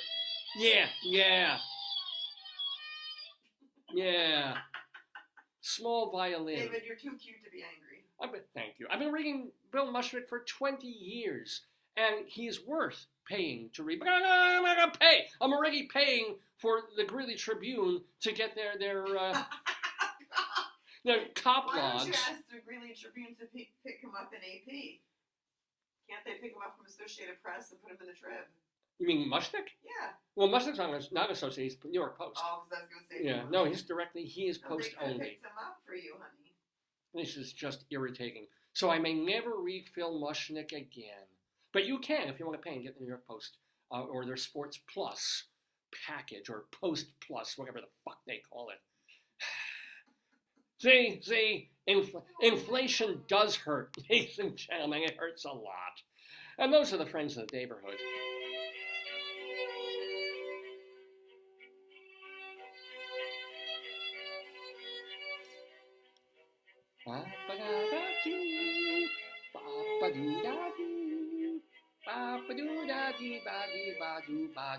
Ladies and gentlemen, you are still watching Dave's Gone By live on this Saturday, November 23rd, 2024, unless you're watching the archives, in which it's no longer live. Speaking of archives, don't forget that if you want to read my work, so there's all my radio shows, and that's at davesgoneby.com. But if you want to read the interviews I've done with people for magazines, for Playbill.com, for other places like that, if you want to read my song lyrics, if you want to read all of my Colorado limericks of the damned, if you want to read my plays, my one-act plays, my comedies, my screenplays, they're all at davelefkowitz.org. davelefkowitz.org. So this is the place where it's really just you and me and my brain and the words that come out of my fingers for the past 40 to 50 years. Not everything. I haven't had the time to really beef up the archives. I figure when I'm dying of lung cancer, because I got the cupcakes for free, and I'm lying there, I'm like, let me make sure that everything that I've ever written comes out and that people can read it for free and remember me. I'm hoping that will be the case. But I have more than 1,000 items posted at davelefkowitz.org, trying to get more up. Certainly when the break comes and the semester's over, I'll try and get back to it. But davelefkowitz.org is the place. Now, speaking of our Colorado limericks of the damned, you can, as I said, every single one of them you can read in one big file on davelefkowitz.org. But it's also very fun to bring the new ones to you day by day, week by week here on the show. And we have a new limerick, and it's a place called Baxter, Colorado. And so I'll tell you a little bit about Baxter as we get to our Colorado limerick of the damned. You're the poetry man. A limerick is a comic verse of 5 lines, in which lines 1, 2, and 5 will end with words that rhyme. And likewise, verses 3 and 4 also end with words that rhyme. So this is a limerick. Rocky Mountain, Colorado, Colorado, Colorado. Yes, Colorado, it is, because our Colorado limerick of the damned, we go to a place called Baxter. I've chosen to write a poem about as many places as I could. At first I was think of, and then I was like, okay, I better get a map. And then I was like, okay, Wikipedia, give me a list of everywhere ever in Colorado, and they do. So here we get to the unincorporated community of Baxter, which is in Pueblo County. It's in kind of south central Colorado, named after the town's original settler, a guy named O.H.P. Baxter. I mean, I guess Oliver Hooper Poopy Pants Baxter might have been his name. Could have been. Poopy Pants would have worked. And there's a Facebook page about it, including a couple that stayed on the Facebook page. This couple. They stayed on the Facebook They page? stayed in Horrible. Baxter, Colorado for whatever reason. That's horrible. And then they were complaining because there were really, really ice cold, like frozen cold temperatures.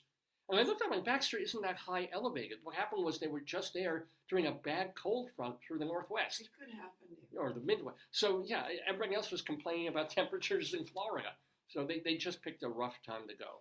Yeah, my friends went to a conference in Seattle, and they all said it was raining and they had turbulence on the plane. So Well, that's not, yeah. not a good combo.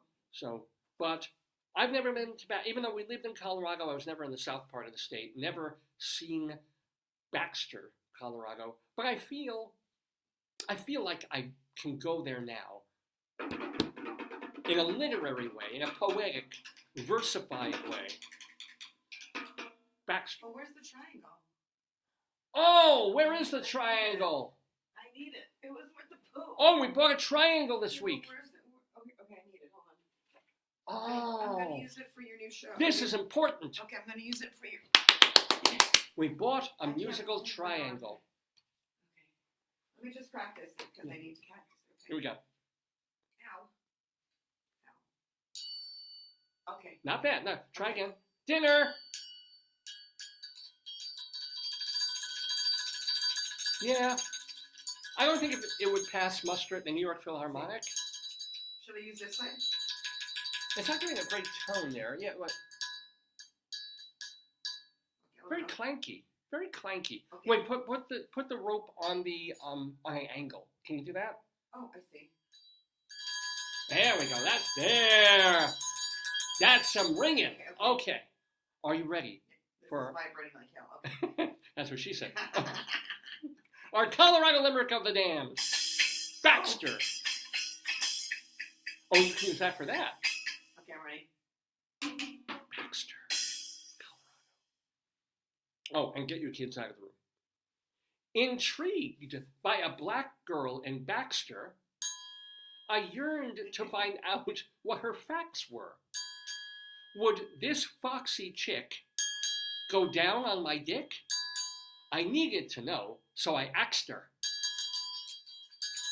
Please send your comments and complaints to davesgoneby@AOL.com.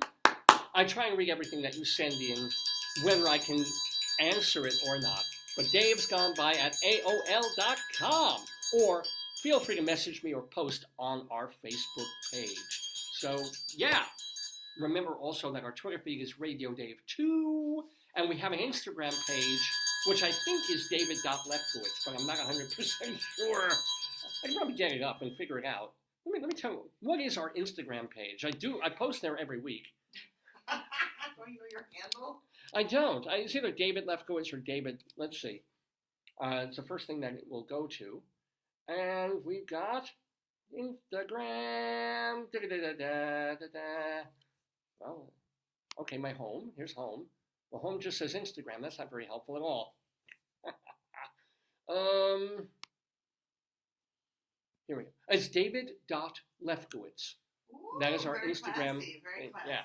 So Very classy. So you can check that too. It's really just promoting the show. It's I don't, if I had the time, the energy, and the wherewithal, I'd make 30-second hilarious clips. Oh, what? You're singing it. Say potato if you're real.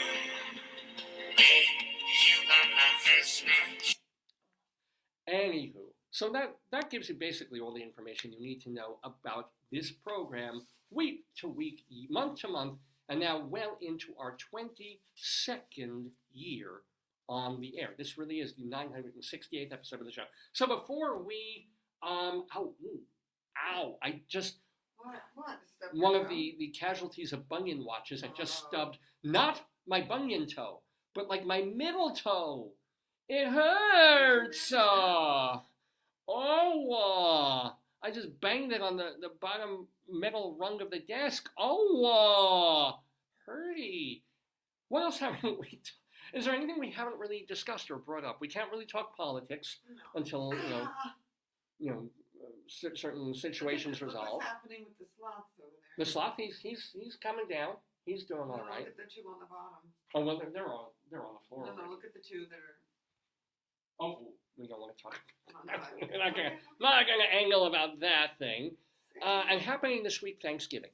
So I guess I don't really have anything prepared about this, but of course we want to wish our families and our good close friends and everyone who wishes us well a happy and a healthy Thanksgiving. I don't, you know what? I will not get political on this, but let us not spend Thanksgiving feeling guilty. Let us not spend Thanksgiving just like, well, we can't celebrate it, and we can't feel good about being Americans, and we can't feel, because, God knows how many First Nations suffered to bring us Thanksgiving.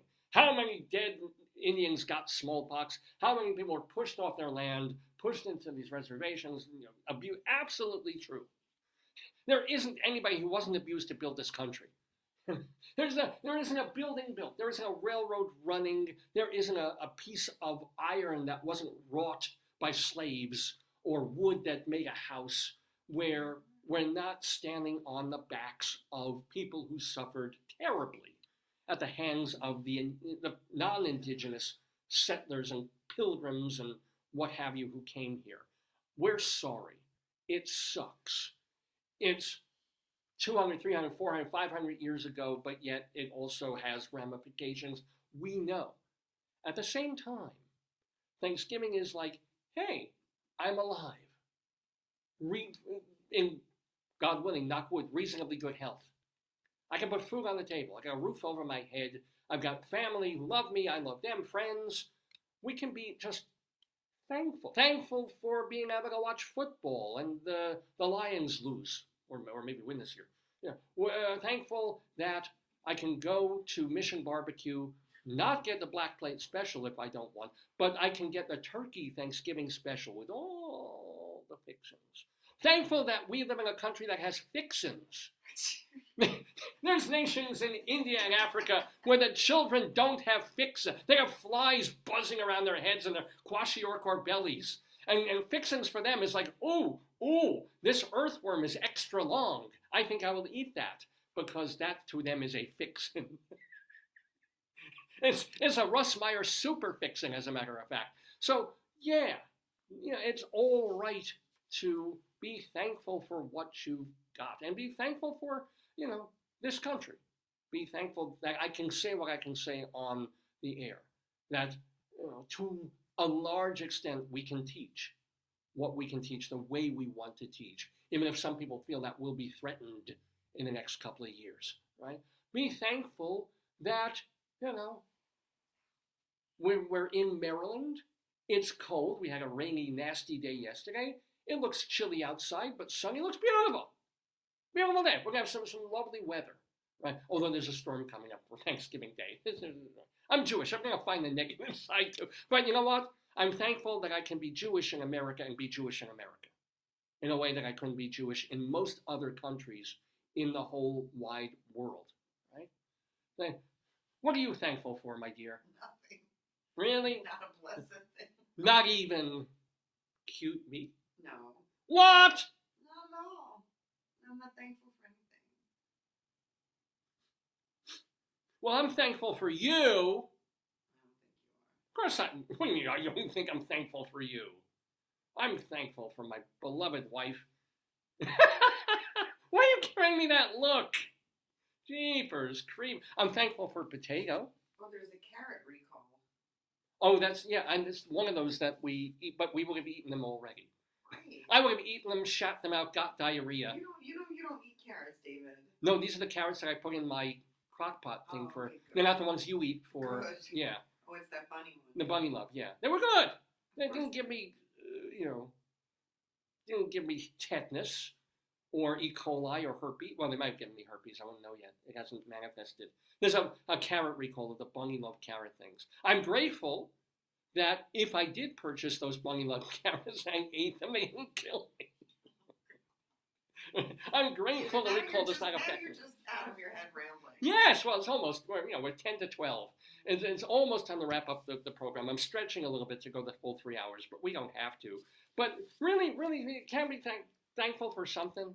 Thankful that your parents are still alive, that I still have my mom and my aunts and my cousins. Be thankful for what I'm thankful and grateful, and want to give a shout out to my cousin Joey. My cousin Joey just got inducted as a fireman by his own brother, who has been a fireman.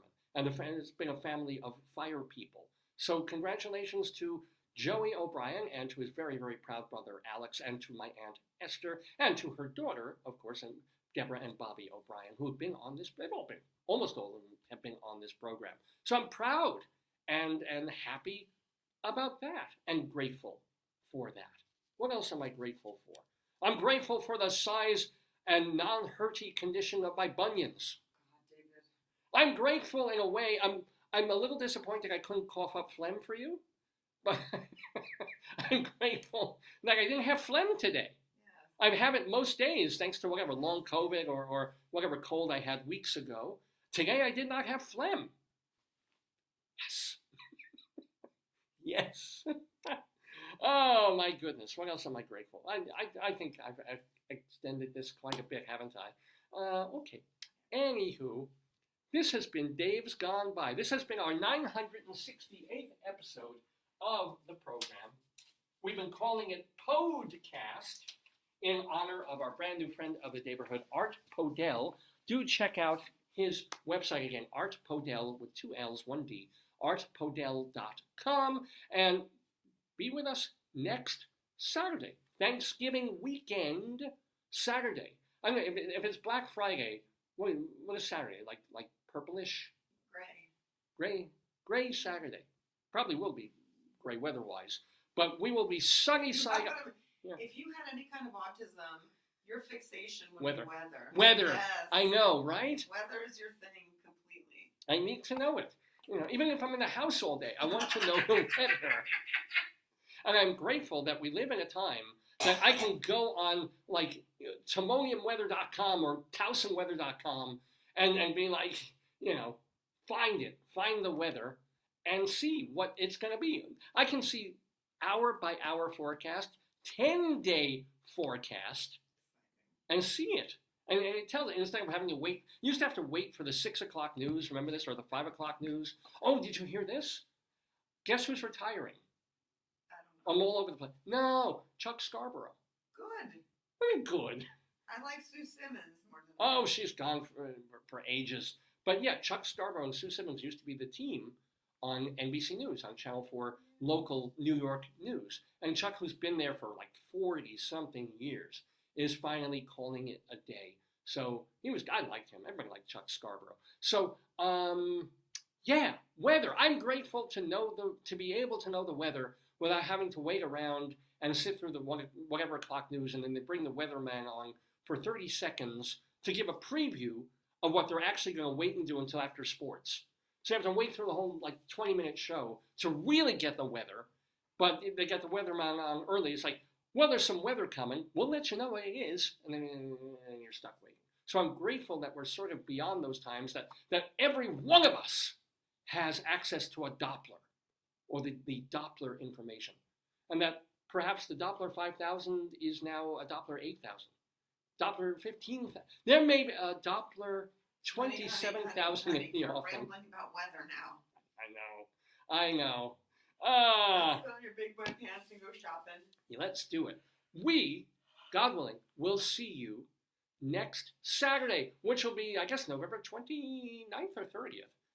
5, 6, 7, 8, 9, 30. November 30th, 2024, with the 969th episode of the show. And you know how I do love 69. So, ladies and gentlemen, have a wonderful week. Have a fine, healthy, happy Thanksgiving. Stuff yourselves if you so choose, or don't if you don't. And remember, Say potato if you're real. Hey, you got my first match. I dare you to try to make a better first match. okay, enough of that. Now let's get to the real. Days gone by, they're good. Days gone by, they're good. Days gone by, they're good.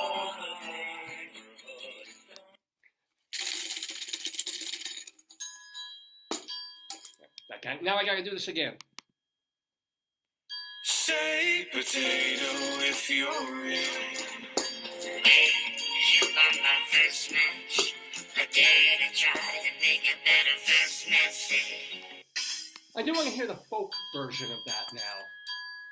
And gone by.